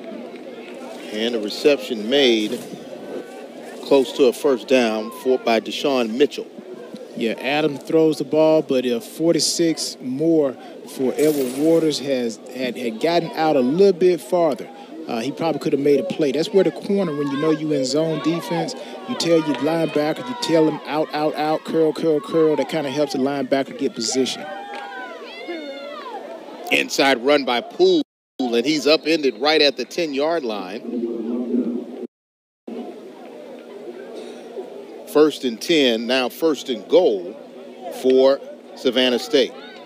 A nice little tackle right there by Powers. If Powers, 36 for Edward Waters, had not made that tackle, we might have seen Poole going into the end zone for 6. A little bit of movement by Ed Waters on defense and secondary. Give it to Poole. Inside the 5. Looks like he may be a yard short. Will they call it a touchdown? What will they say? No, they're going to say his knee was down at the 2-yard line. Yeah, it's the second time you 77 Wilson for 77 for Savannah State. Johnson. We've seen him up on that linebacker level, secondary level. You know, he's an offensive lineman. So, you know, right now he's the favorite guy that they pull, and also he's making some noise out there, making himself seen. Number 77. Watch him on the right side of that center. Let's see what he does on this play. Jatavian Williams with the big man lineup. They give it to him on short yardage, in for the score. A 1-yard touchdown run, his second touchdown run of the afternoon, now turning into evening, and Savannah State expands their lead 23-14. Again, if it wasn't for 77, watch that kick out right there. Right there, that is the most important play right there. Johnson, the kick out that allows Williams to get in for that score. So on that play right there, if I had to say who's the most valuable person, it was 77 Johnson. Point after attempt by Gonzalez.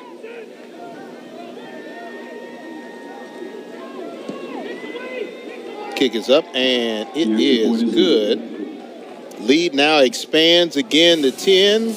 Big Williams, number 30 for the second time, able to punch it in from short yardage, 24-14. Stay tuned.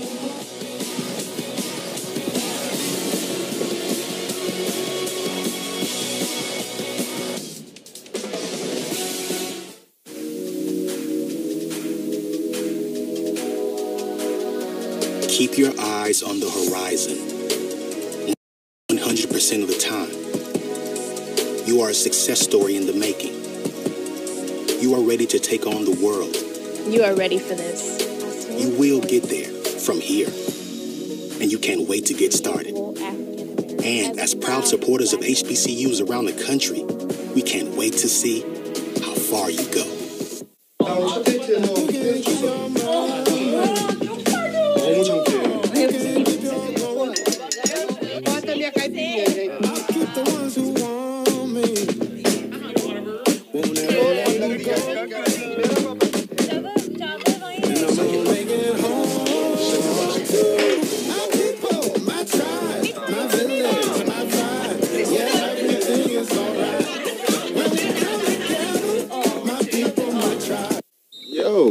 Sprite? No, same Sprite. New bottle. It's kind of like... Same floater. New heights. Same jam. New style points. Same pregame. New drip. Same spokes. New person. Same ice. New tray. That's cold. New bottle. Same refreshing Sprite. With Academy Sports and Outdoors, you can take outdoor fun to a whole new level with just the touch of a button. Because there's so much to discover on the Academy app. Create your dream outdoor living space that gets the whole family out there spending time together. Master new recipes with just the right amount of heat and the perfect spice or seasoning. And give the kids even more ways to play. Great times are waiting. Download the Academy Sports and Outdoors app today. Turning into a beautiful night for football in the First Coast city of Jacksonville, Florida, on the campus of Ed Waters University, Glover Community Field and Stadium. And it's the road team, Aaron Kelton, in his first season in the SIAC, leading his team to a 10-point lead here in the early part of the third quarter. James Redd along with Tyrone Poole, 24-14, and it looks like that quarterback change, the change of pace to Jaden Adams, has really catapulted the Tigers. Well, actually, all they've done is run the ball and really change of pace. Is what Savannah State does. They run the ball, and Adam has been running the ball more than he has been throwing the ball. And Coward will let it go to the back of the end zone for a touchback. Good kick there by Henry Tomei for Savannah State. But see, what worries me when you have a quarterback that runs all the time, when a team starts to lock down and take responsibility and they start reading their keys, then you have to make your quarterback throw the ball. So I appreciate Adams able to run the ball, but I would like to see him sit back and deliver some passes as well. I think that opens up even more of what Savannah State could do. David Johnson coming in for Saquon Smith, who has a knee injury. Looks like he'll be out for the rest of the game. And this is where Johnson gets an opportunity to step up and put a star beside his name. He's able to lead this offense down to a score. Receiver in motion, they give it to Hughie. Hughie has some huge room to run, makes it out to the outside beyond midfield. It's a foot race for Hughie, and now he's thrown down at about the 26-yard line. Great run by Deshaun Hughie. Yeah, got a little Z motion right there to kind of make the defense shift. Basically comes back to the backside. Hughie out the door. Picks up big yards, big run, and that's what you do not want to do as a defense. You do not want to give up big runs or big passes. And right there, Edward Waters, big run. He averages about 100 yards a game, and that long, wow, gets his head knocked off. Wow. Gee whiz, Tavar Bruton came out of nowhere. And he lost his own helmet. Another player lost his helmet. Yeah, great play call, great blitz call by Savannah State. And there's our guy Bruton right there. He was a star player last week's game against Southeastern. Again, he's continued to deliver again against Edward Waters. But great blitz call on first down, anticipating a run, but it ends up freeing up as a free hit on the quarterback. 4-yard loss. Now, 2nd and 14. Hughie going to try to get some of those yards back. He gets to the line of scrimmage and not much more. Roundtree and company right there to bring him down. Yeah, number 90, Roundtree. That's a big boy right there. And anytime you're going to run it through the teeth of Savannah State defense, number 90 right there in the middle of your screen. Roundtree. He's not round for nothing. He put him there so he can be a run stopper and just push that pocket. He's 6'4", 320 pounds. And just a sophomore. And that's what you like right there. When you're in college, when you got the jersey tight on you, you're showing your guns. That's what you want right there. You're breathing hard. Yeah, that's what they call the trenches. You're working 24 hours, 7 days a week, as they say. flag, stop play. You know, them guys in the trenches, they get tired. Ball start. Offense, number 2. 5-yard penalty. Remains third down. And that was on Ferrante Coward. Looks like he was just trying to get a jump on the competition to try to get out there on a pass play. That's why you have rotation. You have some teams, they have the depth to be able to rotate their defensive linemen. And if you can have a good rotation, then you're always going to have a fresh guy on the field, especially those big guys.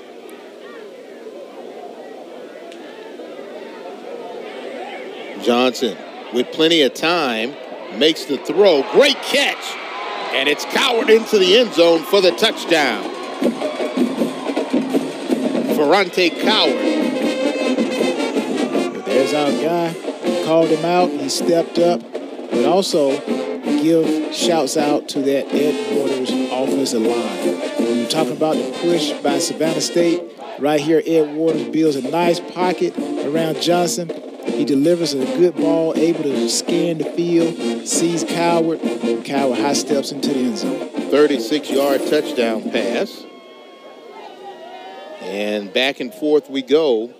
And with the point after attempt, it is now once again just a 3-point lead for the Tigers of Savannah State, because the striped Tigers of Ed Waters University, may it be on the ground or through the air, they've been finding ways to get into the end zone. Ferrante Coward marches in.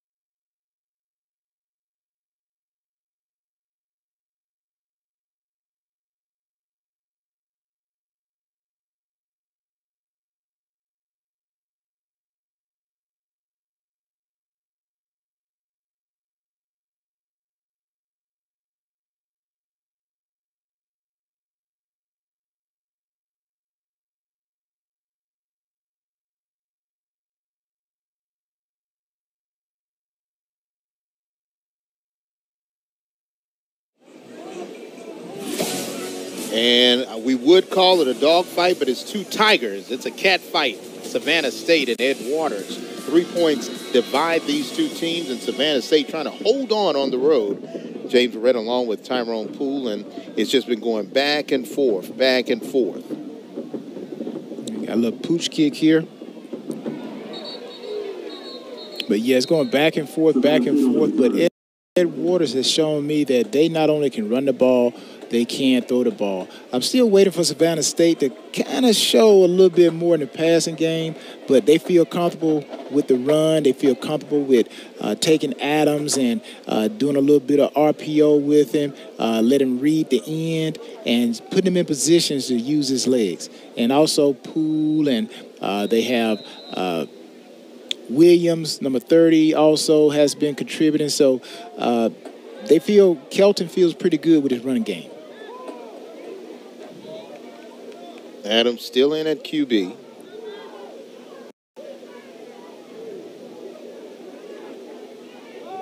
keeping it on the run, loses his footing, but able to fall forward for about a 6-yard gain.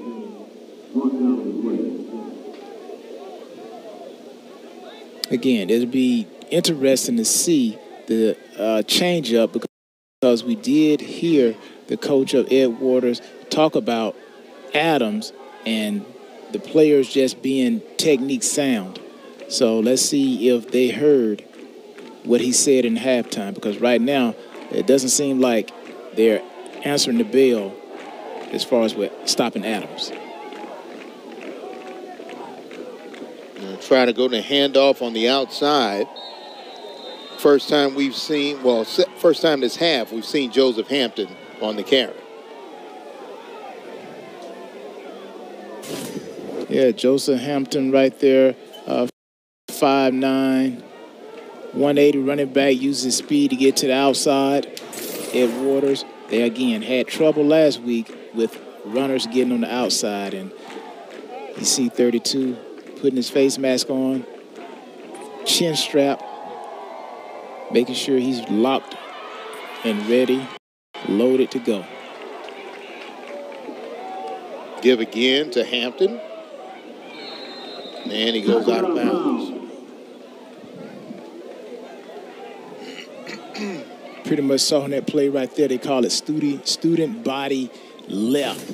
Everybody on the offensive line, watch them all go to the left and basically just give it to Hampton and let him make a cut, but great job by Ed Waters' defense, especially Garcon. We talked about him at halftime, need for him to step up and get his name called, and saw 16 flying in on the tail end of that play. Adams this time going to the air, intercepted. Ed Waters gets a huge turnover. Nashawn Stockman with the interception, his second interception of the season. Yeah, again, throwing the ball. You got to be able to throw the ball as well as run with your legs. But Ed Waters on that particular play had a cornerback blitz coming from the right side. See the corner coming in right there? And usually when you do that, you're going to be in a zone, and Adam throws the ball up. The defensive back just sits back deep, don't get beat deep, and look what I caught. Catch the ones that come to you. That's what they tell us as defensive backs. Catch the ones that come to you. But great play. Now we'll see if Ed Waters can capitalize off of the Savannah State mistake. Trying to go inside on the run. May have gained about 1, possibly 2 yards. Spencer Carter getting his first opportunity.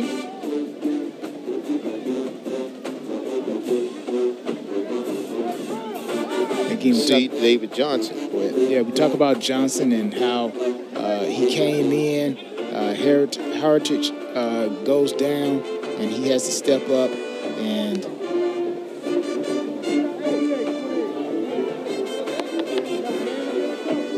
trying to make an audible on the play is Johnson.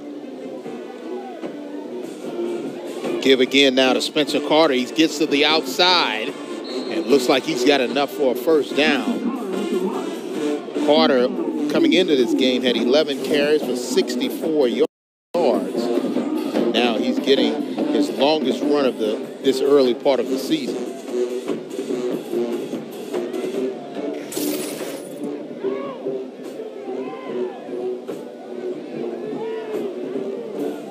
Maxie Johnson stepping in for Smith. Who went down with the injury. But again, a nice little sweep by Carter, getting on the outside. Again, I feel very good with Edward Waters moving the ball, pass and run. Carter having the hot hand running the football, keeps getting positive yards. Josh Dorsonville with the tackle for Savannah State. The run sets up the pass sets up the run. So let's see if they have a pass anywhere in this drive. And this time, that Savannah State defense not having it. They wrap him up and bring him down.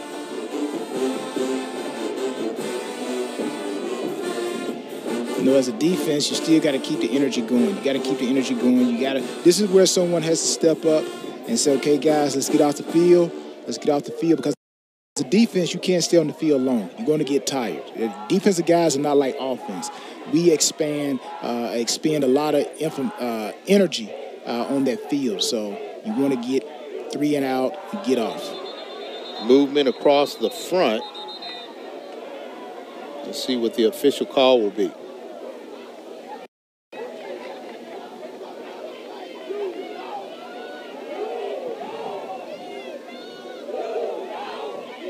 Prior to the snap, false start, offense, number 19.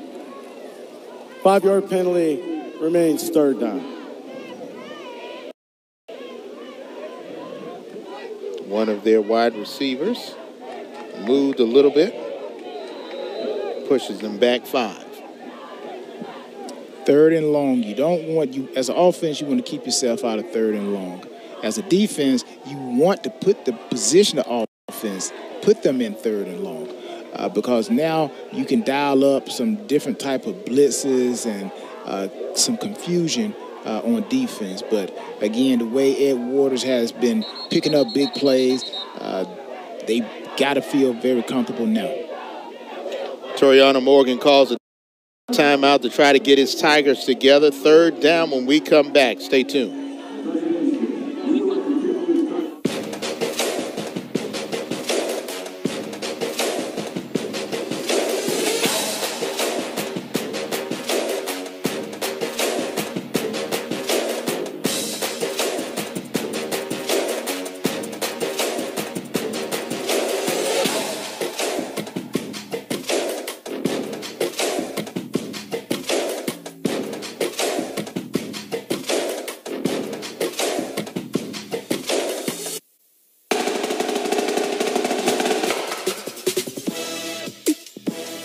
When you're part of something bigger than yourself, it feels like all you ever do is win, win, win. And when that something is an HBCU, you know you can't help but win, win, win. So, as proud supporters of HBCU programs, we just can't lose.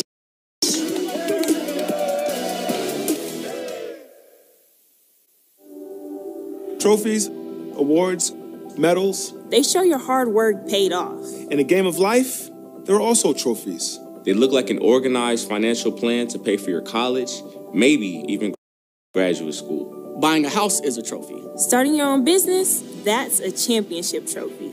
To help students gain the financial savvy to succeed at life, UBS has teamed with EverFi and the Southern Intercollegiate Athletic Conference to create Elevate. Elevate delivers personalized financial training, access to wellness workshops, and career development programs, all for free and designed exclusively for SIAC communities. Financial freedom, that's the ultimate trophy. Get started today at ubs.com/elevate. With Academy Sports and Outdoors, you can take outdoor fun to a whole new level with just a touch of a button, because there's so much to discover on the Academy app. Create your dream outdoor living space that gets the whole family out there spending time together. Master new recipes with just the right amount of heat and the perfect spice or seasoning. And give the kids even more ways to play. Great times are waiting. Download the Academy Sports and Outdoors app today.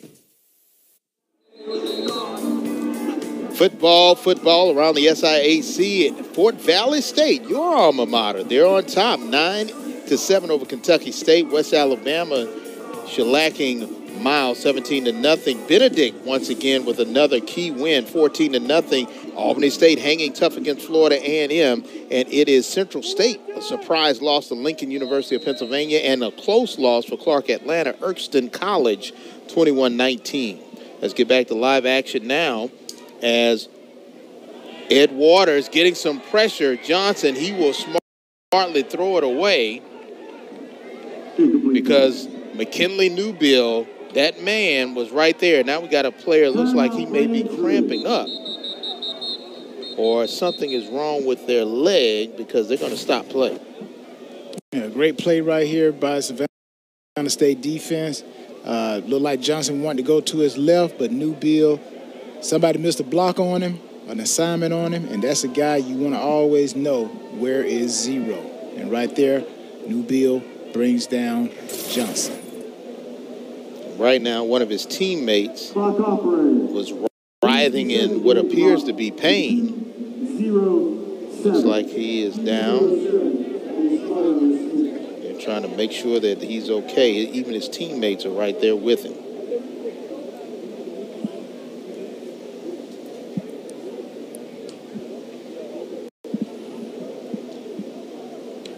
Now, Tyrone, when you look at a situation like this, when you have a player down, it's a tight game, how, as a defender, or if you're on offense, do you try to keep yourself locked in and keep ready to go to try to finish this game in a positive way? Well, if you're asking me how, if a player goes down, again, that's why they say next player up. This person that's on the bench has to be paying attention to the game. You have to be in the game. So if your number's called, basically it's like parts in an engine. One piece go down, you have to put another piece in there. Well, if you're one of the players that's not injured and you just stand on the side, let's say it takes 5, 10, 15 minutes to get him off, how do you keep yourself, really engaged in order to get yourself back to playing? It's tough. But again, this is where you have to understand the situation. And we're happy to see the young man making his way off the field. Kelvin Drummond, the sophomore defensive tackle. Punting situation now for Ed Waters. Good booming punt, but it will take a Savannah State bounce and go out of bounds at about the 29-yard line.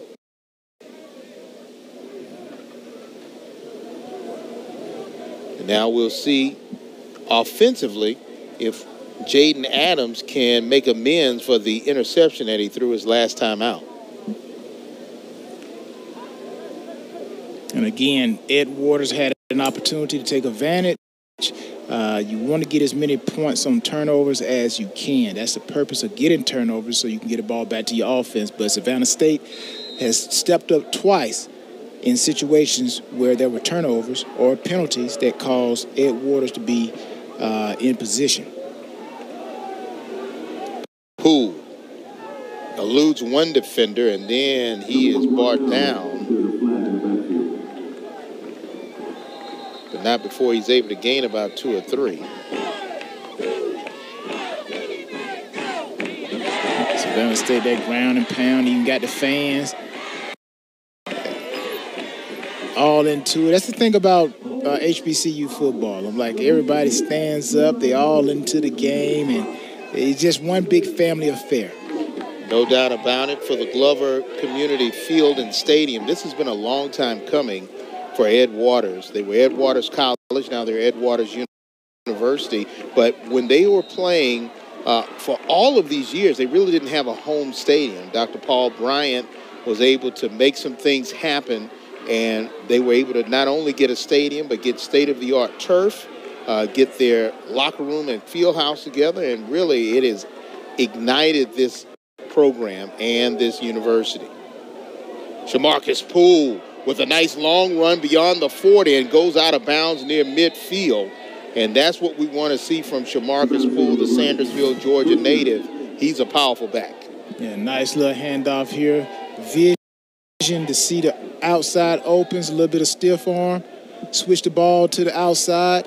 Gets as many yards as possible. Great run right there. Great vision.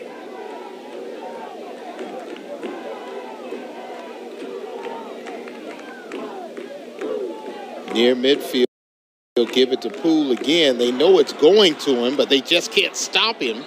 And he gets about 6 or 7 on that carry. Yeah, again, you're seeing a lot of patience from Poole. And like he's allowing his blocks to set up. You'll see an excellent example of this. Watch it. Right there, that block. Just let him set the block up, and then once you get the block, boom, explode, pick up positive yards, keep the chain moving, keep the ball moving. Part of this young but talented football team. He's just a sophomore.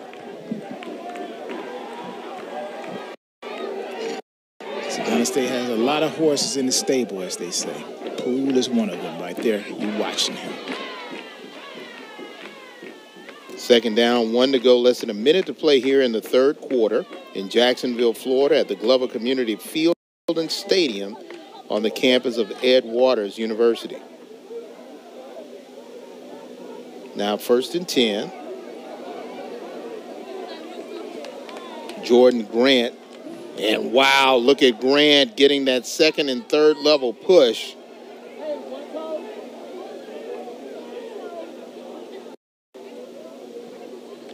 They thought he was down, but he was definitely not down.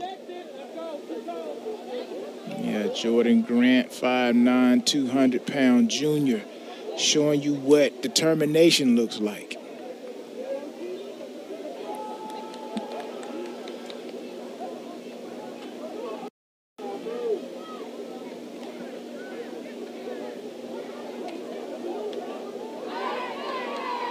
Trying to go to the air as Adams has a receiver wide open. Touchdown again. Touchdown, Christian Burks. Yeah, anytime you see a big play like that, the ball thrown, somebody blew a coverage. And anytime the ball is thrown deep in the secondary, it's a blown coverage. Good eyes by Adams to be able to find Burks wide open. Second touchdown of the game.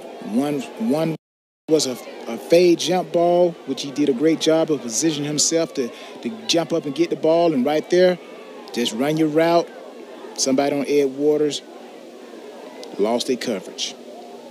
Point after attempt by Gonzalez.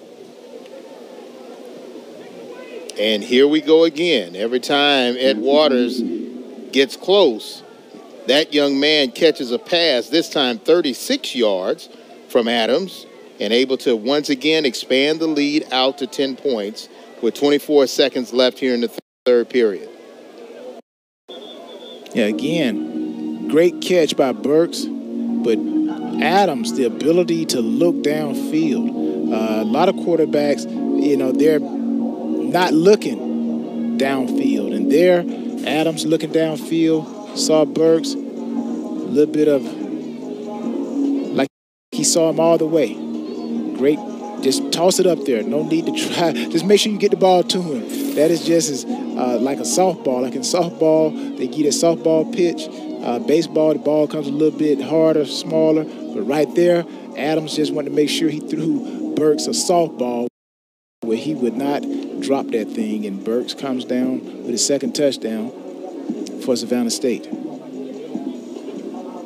24 seconds left now. You think about it, Ed Waters is really not out of this game. Every time it expands to 10, they find a way to score, but they can't get over that 3-point deficit to try to tie it up or take the lead. Well, I tell you what, if Ed Waters doesn't come down and get some points on this drive here, what you're going to see Savannah State do is truly go to the run game. And you're going to see a lot more of the RPO with Adams and allowing him to run the ball. And then you got Poole, he's doing a great job. And then you got Williams, and then you have a whole stable of running backs for Savannah State. So, again, this is an important drive in my mind for Ed Waters to at least answer with a touchdown, if possible, but definitely a field goal.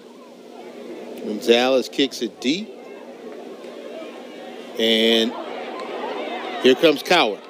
Coward trying to find some room to run, but he is wrapped up quickly and brought down. Good open field tackle there made by Jordan Clark. You need good tacklers on defense. You need good tacklers on special teams. And most of the guys who are playing on defense, some of them do go down on special teams. So now if you're Ed Waters University, 14 seconds left, David Johnson at quarterback. He's proven he can drive the team down and score, but now you've got to score because Savannah State seems like they will answer whatever you throw out at them. I just got to stick to the game plan. Stick to the game plan. They got a good game plan. Run the ball, throw the ball.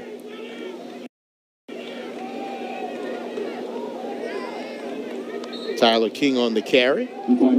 This is where you still got a whole quarter to play. It don't make no sense to try to start changing up your game plan. Just call the plays that have worked in the first 3 quarters. And we have played 3. Got one more quarter in regulation to go. And so far, Jaden Adams has found Burks into the end zone twice today for scores.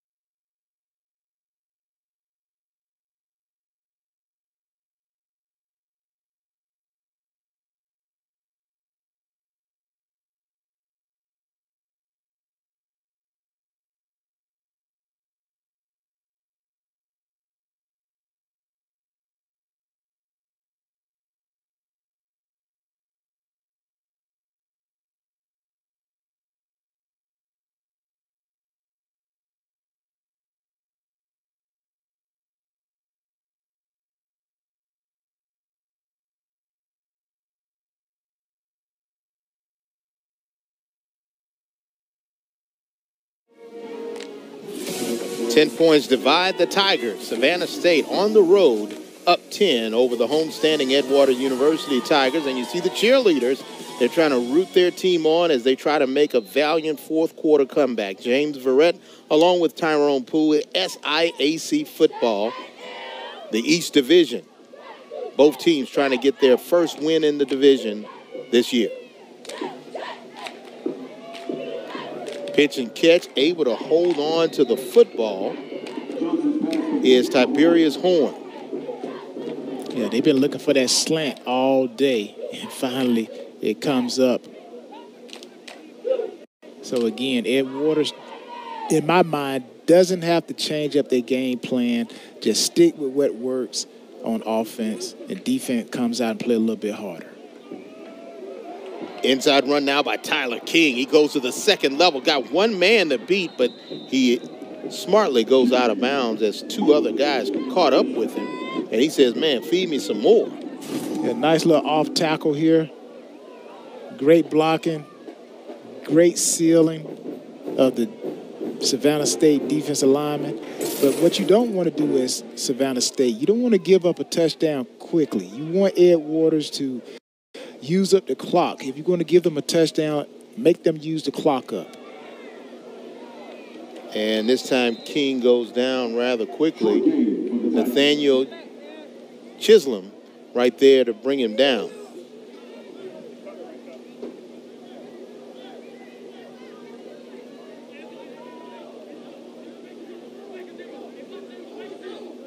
Second down and 8.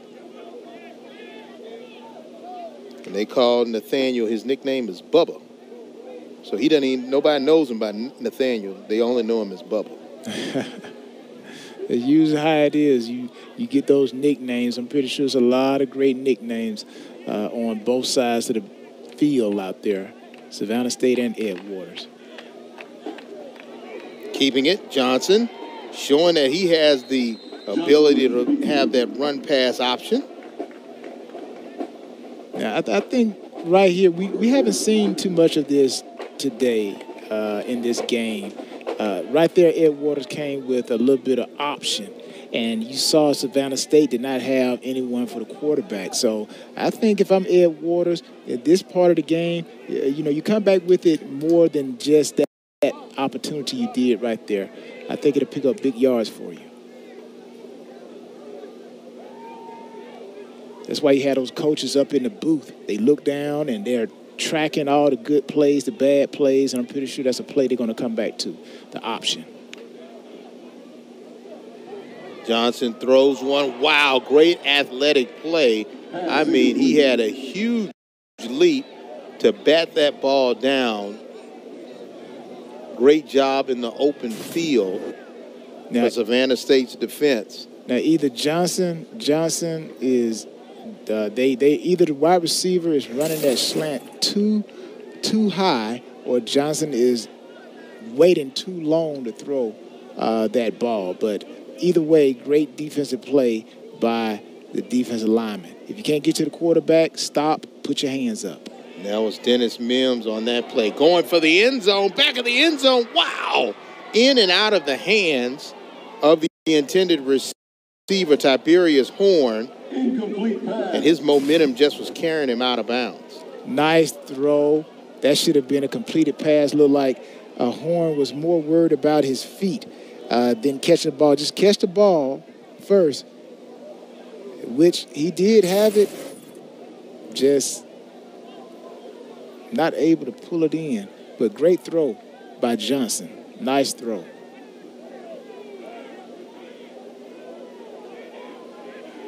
Third down and 10. They can get a first down without scoring.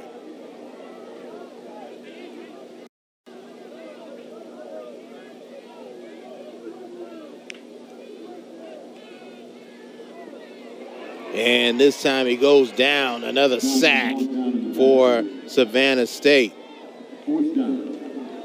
Once again, that second level doing a good job. That's not what you want. You don't want to give up a sack here. You're already struggling as far as the special teams. But again, you take a sack, you drop yourself farther back, and now it makes it a tough decision, which is an easy decision. And we're going to go for it. 4 down territory. This is how important special teams is. If you got a kicker, you put up 3, it's 24-31, you're down by a touchdown, but now you put yourself in a situation where you got to get a first down. If I'm Savannah State, I'm dropping in a soft defense with a little pressure, but play the sticks. Johnson into the end zone. Touchdown, Coward. His second touchdown of the evening. And we're right back where we are again. They close in on Savannah State. Nice delivery. Coward in the slot. Nice look off by Johnson. The back was stationary, and the block was from the front. Ruling on the field is a touchdown. Waved off the flag. Touchdown, Ed Waters. Now, this is what you do again. You put your best receivers in positions to score. And right there, Coward, being one of the top receivers, runs a seam route. Nobody covers him. Great throw by Johnson. And now, as you said, James, Edward Waters looking to be down by 3 points if they convert here. And it is good. Bandy again with the point after attempt. Every time it's stretched out to 10 points, Ed Waters finds a way. Ferrante Coward with his second touchdown reception. They're only down by 3.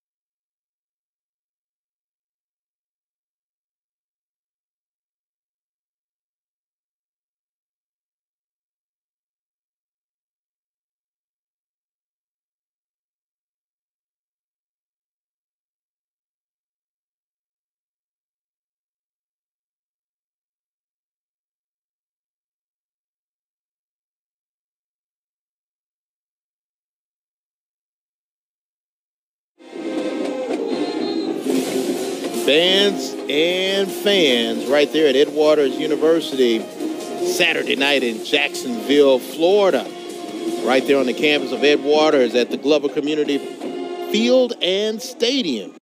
On campus stadium at Ed Waters University. And now 31-28 is your score. James Verrett along with Tyrone Poole. This is a key SIAC East matchup. Reigning champion Albany State looking to repeat. But standing in their way are some teams that are hungry for a championship. Right, Tyrone? Well, this play here, Ed Waters is one of those teams that's hungry. So I think at Ed Waters, what they need to do is go down here and get a 3 and out. If they get a 3 and out, I don't think Savannah State can hold their offense. And right there, the pooch kick, I don't get that. Why not just kick it downfield and make Savannah State have to go the distance? But again, Ed Waters' defense needs to come out and get a 3 and out. Now, whether that entails more blitzing to put pressure on the gap responsibility for Savannah State, but I don't think Ed Waters can sit back and allow Adams to just pick and choose when he runs the ball. They need to blitz the gaps. If I'm Ed Waters, that's what I'm thinking. Bring pressure. Adams trying to match score for score with Ed Waters as he holds on to a 3-point lead.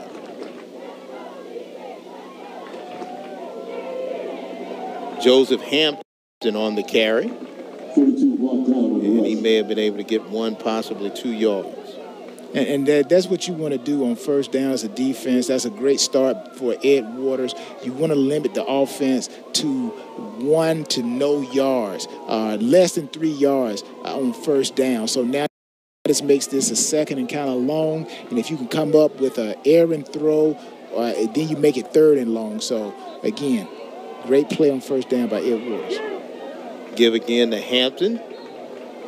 He's able to get 2 or 3 more.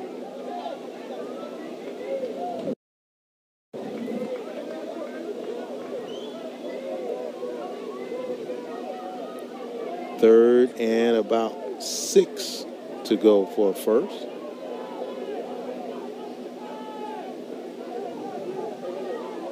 What started off as a rainy afternoon has turned into a beautiful night for football as the temperature starts to drop as the wind blows off the coast. See what kind of defense. Kind of see a safety high. It looks like it will be some type of cover 3. Unless they're going to rotate. Adams can't find anybody. Now he's going to run, and he slides down. And I think that's what you want to do if you're Ed Waters. You want to get off the field, 3 and out. Your offense is hot. Your offense is moving the ball very well against Savannah State's defense. Now you give your offense another opportunity to go out. So whereas Ed Waters could not break that 3-point gap, as you say, the Savannah State would score, and then Ed Waters would score, and they still be that 3-point gap. Now you have an opportunity, if you are Ed Waters, to come out and go ahead. Pending if they don't get a penalty, roughing the kicker or anything, and they catch the ball with the punt returners. It's been a problem so far this game. Tomei the punt for Savannah State.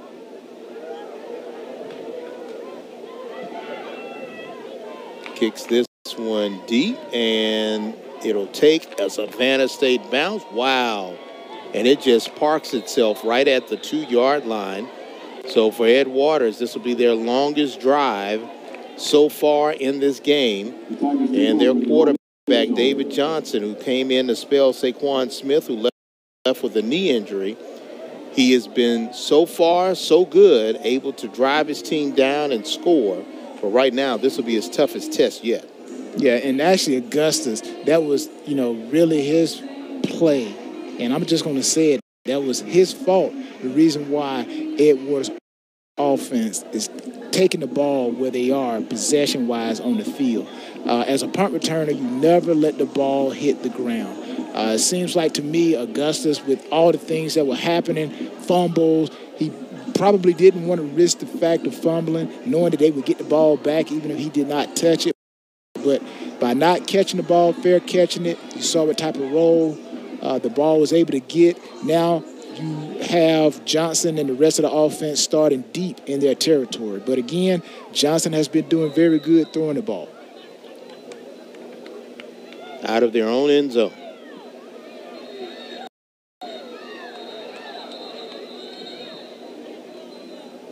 Whistle blown to stop play. False start. Offense, number 85. Half the distance to the goal remains first down. And Coach Morgan talked about the fact that they've been plagued by penalties. So far coming into this game, they had 23 penalties for 230 yards. And so far in this game, they're approaching that 10-yard total of penalties. Well, that penalty right there is a penalty that really doesn't hurt you because it's only half the distance. The ball, depending on where the ball, you're only going to get a half a yard versus if it's in the field, you're going to get the full penalty. Breaks the line of scrimmage, does Tyler King, but doesn't get much more.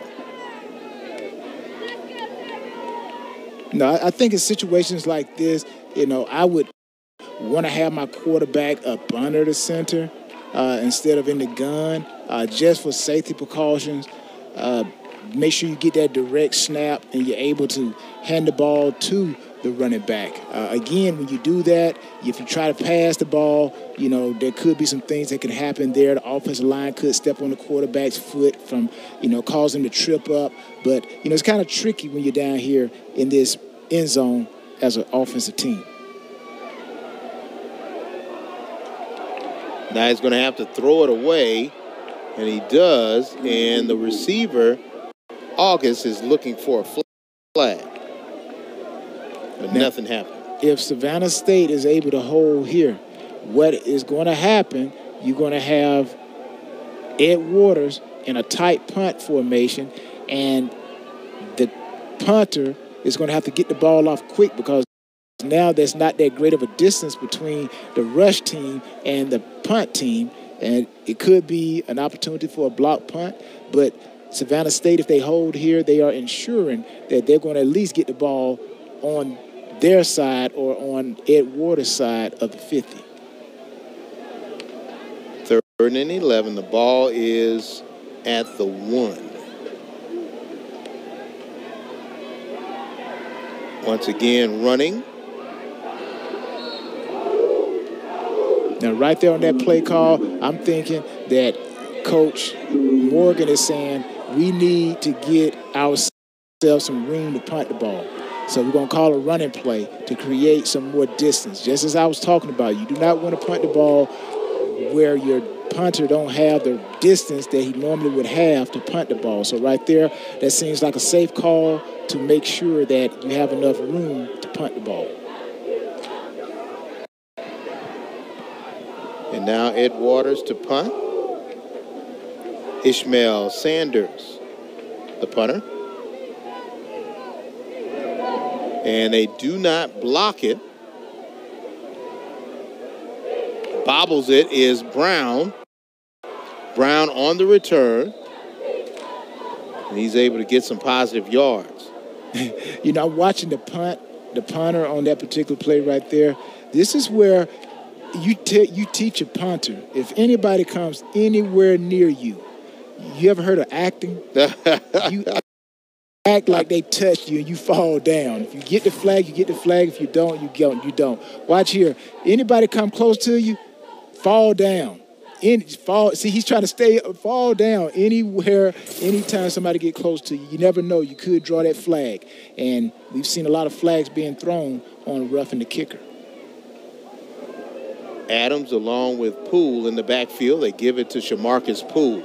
He eludes one defender, but behind the line of scrimmage, he is eventually brought down for a possible 1-yard loss. Dartrell Roll right there for the tackle for Ed Waters. Now, you know, with a tight game like this, okay, what is the game plan? What is the game plan? If I'm a head coach, what is the game plan? Well, what I'm going to do, I'm going to continue to run the ball from Savannah State. But what I'm going to do, I'm going to tell my offense to wait until the last seconds to snap it. I'm going to try to use up as much of that clock as possible. So hopefully that's what they're thinking. A little bit of check with me right there. Still got time, let the clock run down, snap it. But you got to pick up positive yards if you're going to try that 4-minute offense, as we call it. Interception again. Ed Waters stepping up big. Great play by Dartrell Roll. And Adams has to go back to the drawing board for Savannah State. I think Adam telegraphed where he was throwing the ball. Let's check him out. Yep, he stared the receiver down. Easy for a safety. Read his head. Easy interception. That turnover right there is on Adam. He looked at the receiver the whole way. Again, you can't do that as a quarterback. You got to look off. You see all the great ones. They look to the left. Even though they're throwing it to the right, they stare to the left to get that safety or the defense to move that direction because the defense is reading the eyes of the quarterback. But right there, Adam stared the receiver down. And usually that is what happens. 6 minutes, 34 seconds. You see Adams right there. His teammates trying to encourage him. Johnson still at quarterback for the Tigers of Ed Waters.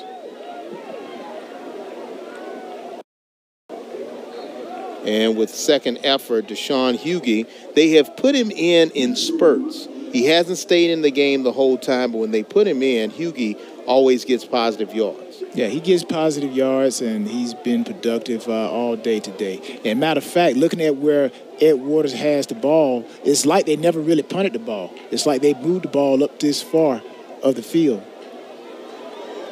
And a sack as Johnson goes down. Tony Roundtree Jr., the big super sophomore, with the tackle. Yeah, we've heard him before. We've seen him before. He's a intricate part of that defensive line. You know, he's the guy that basically sets the tone, push the pocket, and disrupts the run game by just using his body just to fall into the gap. You know, those big guys, when they get tired, man, them hands go to the helmet, go to the to the waist, and they waited to the last minute to get down into that three-point stance. Johnson looking at third and long. Reception made enough for the first down. Here comes Coward. He can make something happen, and he is pushed out of bounds by Dion Bell, but not before they can move the chains with a first down. Yeah, great play, looked like an in route by Coward. Great throw by Johnson. The reason why I say it's a great throw by Johnson, he hits Coward on the run. That's what you want to do as a quarterback. You want to give your receiver an opportunity to catch the ball while running. And that's a great route by Coward right there. Great throw by Johnson. And Coward does a lot, pick up some extra yards. And we do have a player down for Savannah State. Looks like that may be Tony Roundtree. We'll take a break, and we'll give you an update on Roundtree. Still a 3-point game.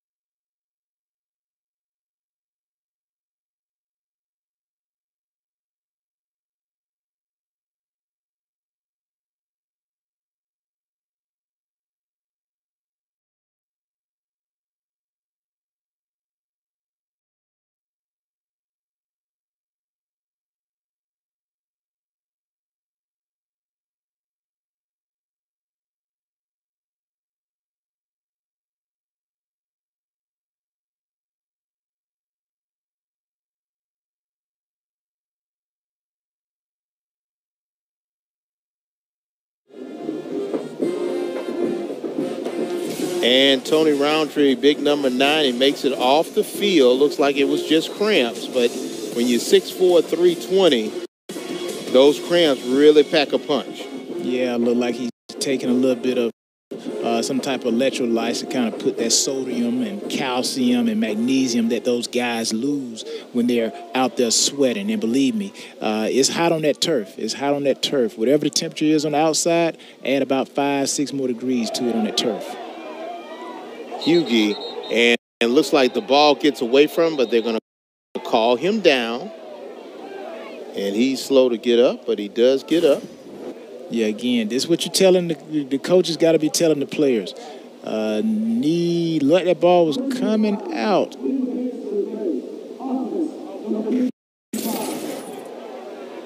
But it is a penalty against Ed Waters.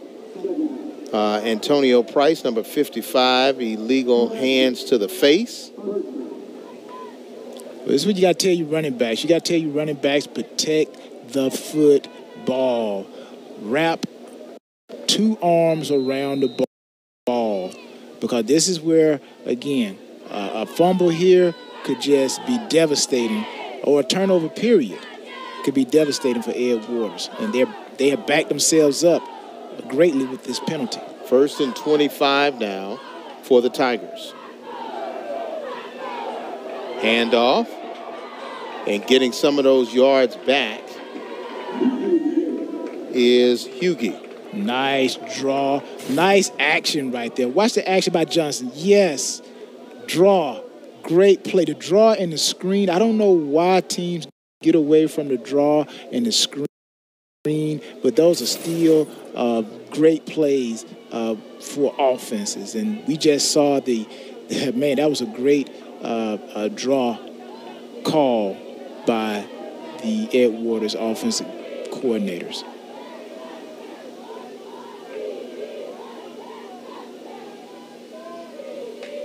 Second down and 14. Pitch and catch, wow, in and out of the hands of the intended receiver, and looks like it was just something that he just wanted to miss. Elijah Amy. Yeah, Elijah Amy. He's not going to be one of the favorite receivers that Johnson, if I'm Johnson, he's not going to be one of my favorite receivers to go to, because at this point of the game, I got to go to guys who I can trust going to catch the ball. But, of course, Johnson is going to throw the ball where he feels the coaches are telling him. But, again, I know any receiver that drops the ball, I'm like, you can't feel comfortable, especially in this situation here. So right now, if I'm Johnson, guess what I'm looking for? Number 2, Coward, where are you? Third down and 14. Ball at the Ed Waters 48.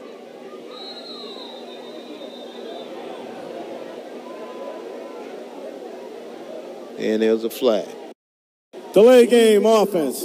5-yard penalty remains third down. You can't do that. You can't have that. You can't have penalties.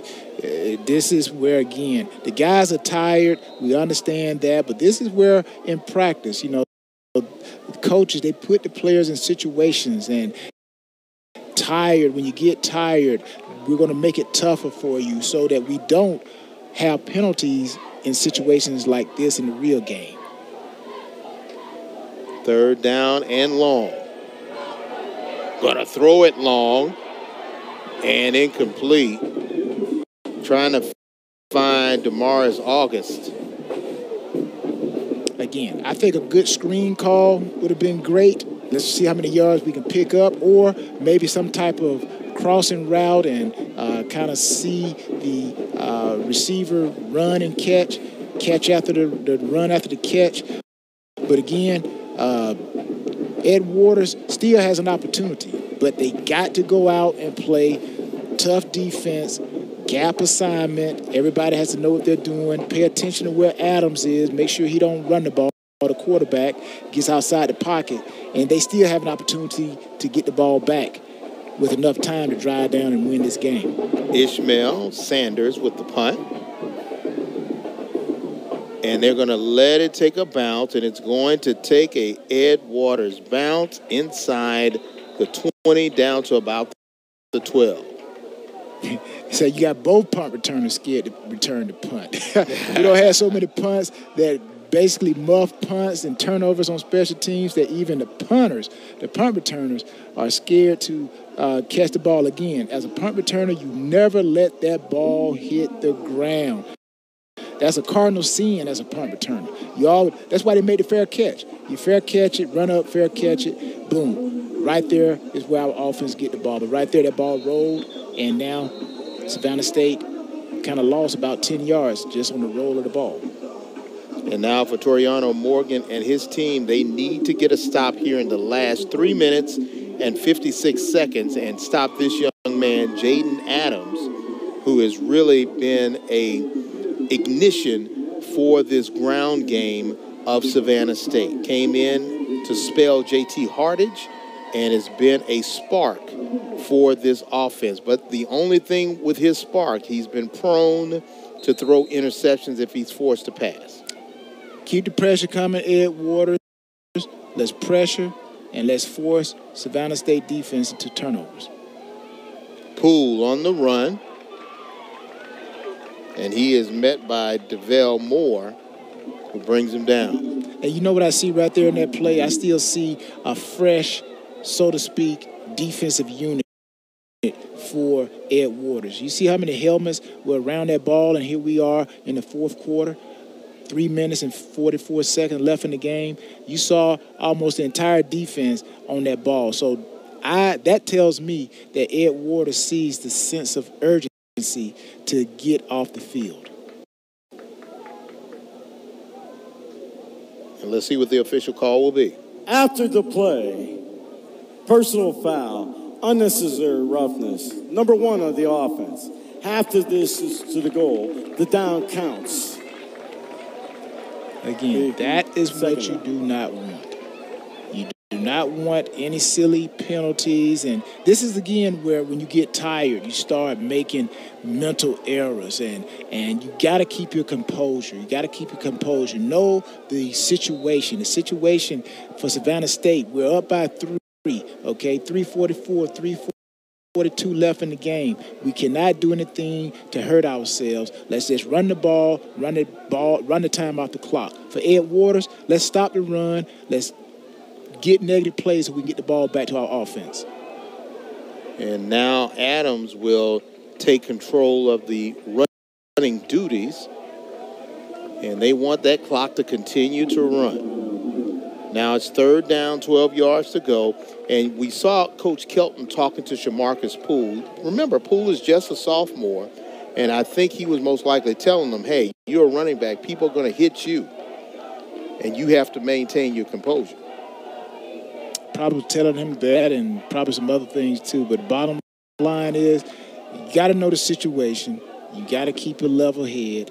And for Savannah State, again, you got to make plays. You got to make plays. This is a big down for Savannah State here. It's a big down for Ed Waters as well. So if I'm Ed Waters, do you come with a blitz or do you sit back and just relax and play an underneath coverage defense? Adams going to try to run it. Spin move does not work. And he is slammed down. And you can see the celebration from Whitmere Garcon. Remember, he got trucked earlier in the game, but he thinks he's gotten the last laugh on that one. Edward Waters. We'll take a break. It is high drama in the SIAC. 3 points divide these two teams. Stay tuned.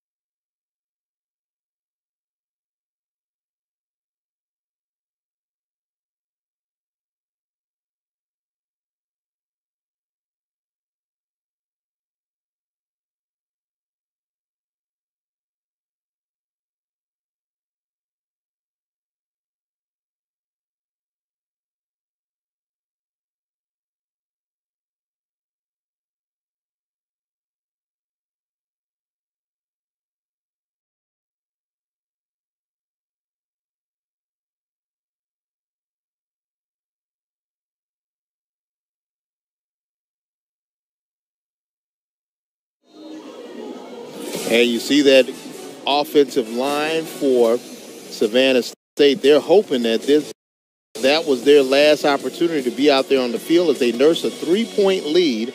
And in the foreground, you see Isaiah Robinson, the 3rd quarterback. He's a grad transfer from Hampton. They may need him if they have to go into overtime or need a 2-minute offense to close out the game.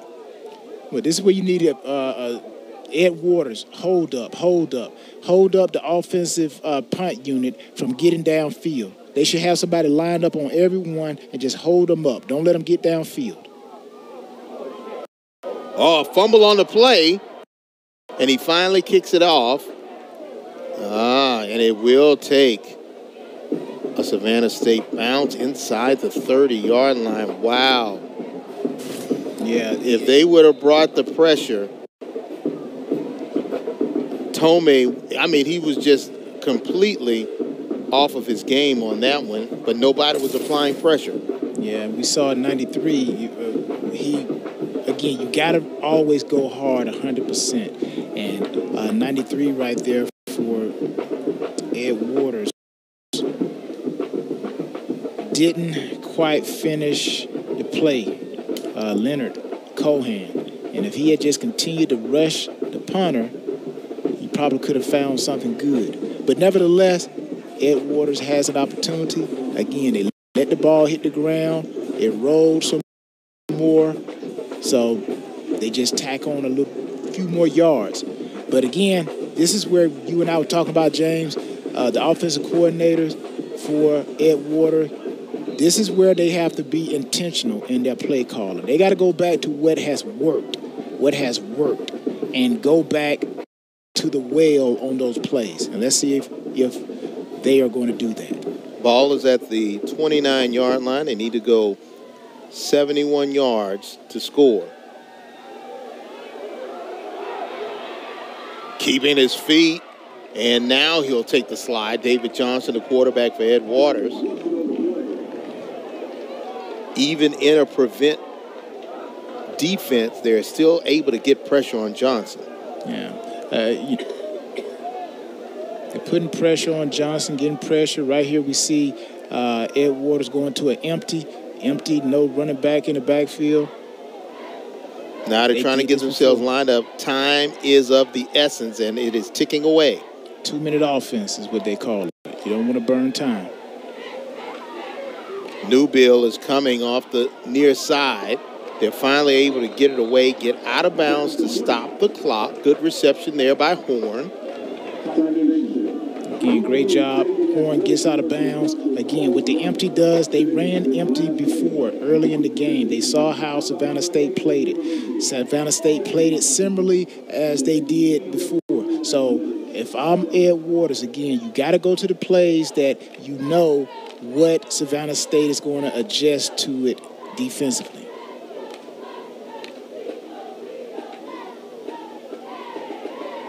Johnson with time. Good catch there by Coward.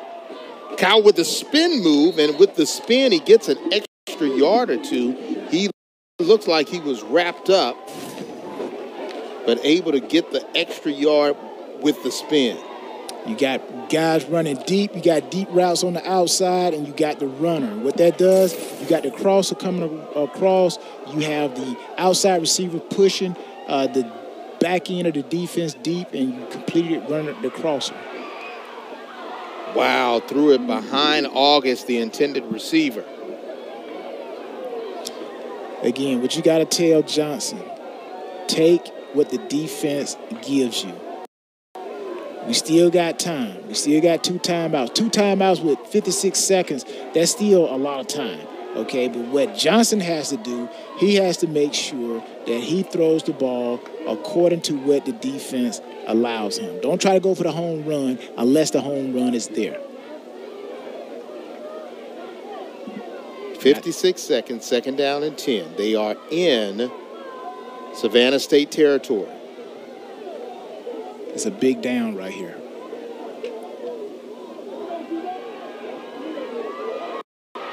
Pitch and catch. August gets some positive yards, but good job by the defense to make him stay in bounds. Timeout called now by Toriano Morgan. We'll take a break also. Stay tuned. High drama in the SIAC. Both teams looking for win number 1 in the conference.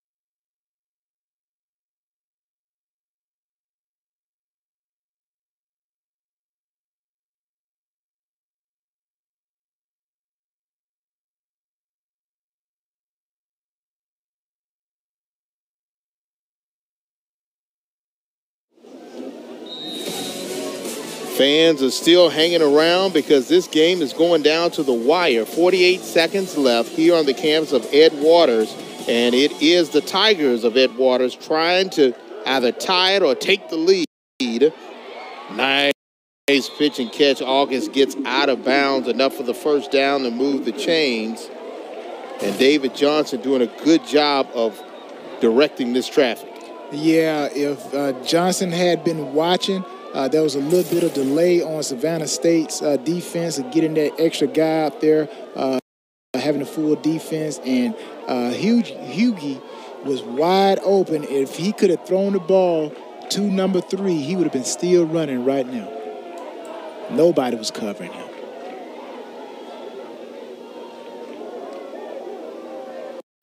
Fumble on the play. The ball is loose.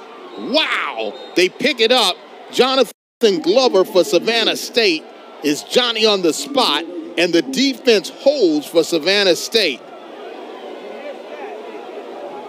And for David Johnson, he definitely wants that play back, and you see the Savannah State fans, and you can see the exuberance coming from Jonathan Glover. Let's see if that blitz, Savannah State was in a blitz. Let's see if that blitz had anything to do with the low snap or trajectory of the ball. It was kind of a little bit of a low snap. It wasn't a good snap. And sometimes what happens when you see the offensive line see that blitz, they got responsibility. And that center, to me, I know Johnson was supposed to catch the ball, but look how low that snap was. The center is trying to get over because they have blocking responsibilities whenever a blitz shows. And I think Savannah State, by showing that blitz, created that bad snap that turned into that fumble and recovery for Savannah State. Victory formation now for Savannah State. And they'll kneel it, and that should do it. And for Aaron Kelton, his first victory as the head coach of Savannah State. We knew this team was talented but yet young, and they went on the road and gutted out a victory. Yeah, but I'm pretty sure Savannah State, Kelton's not happy. I would not be happy. Yeah, you're happy with the victory. You know, you can't get wins. Wins are hard to come by. But you can't be happy with how you got this win, because I'm pretty sure if you face this team a second time, that it probably would be in favor of Ed Waters. Ed Waters showed some real good football today. So I know Coach Morgan has to be happy. No doubt about it. These two coaches, some of the young and upcoming coaches in the SIAC. Make sure you remember to log on to all of the ESPN platforms to keep up with the SIAC. And there we go. Congratulations, Coach. You get dunked because you got your first victory as head coach of the Tigers of Savannah State.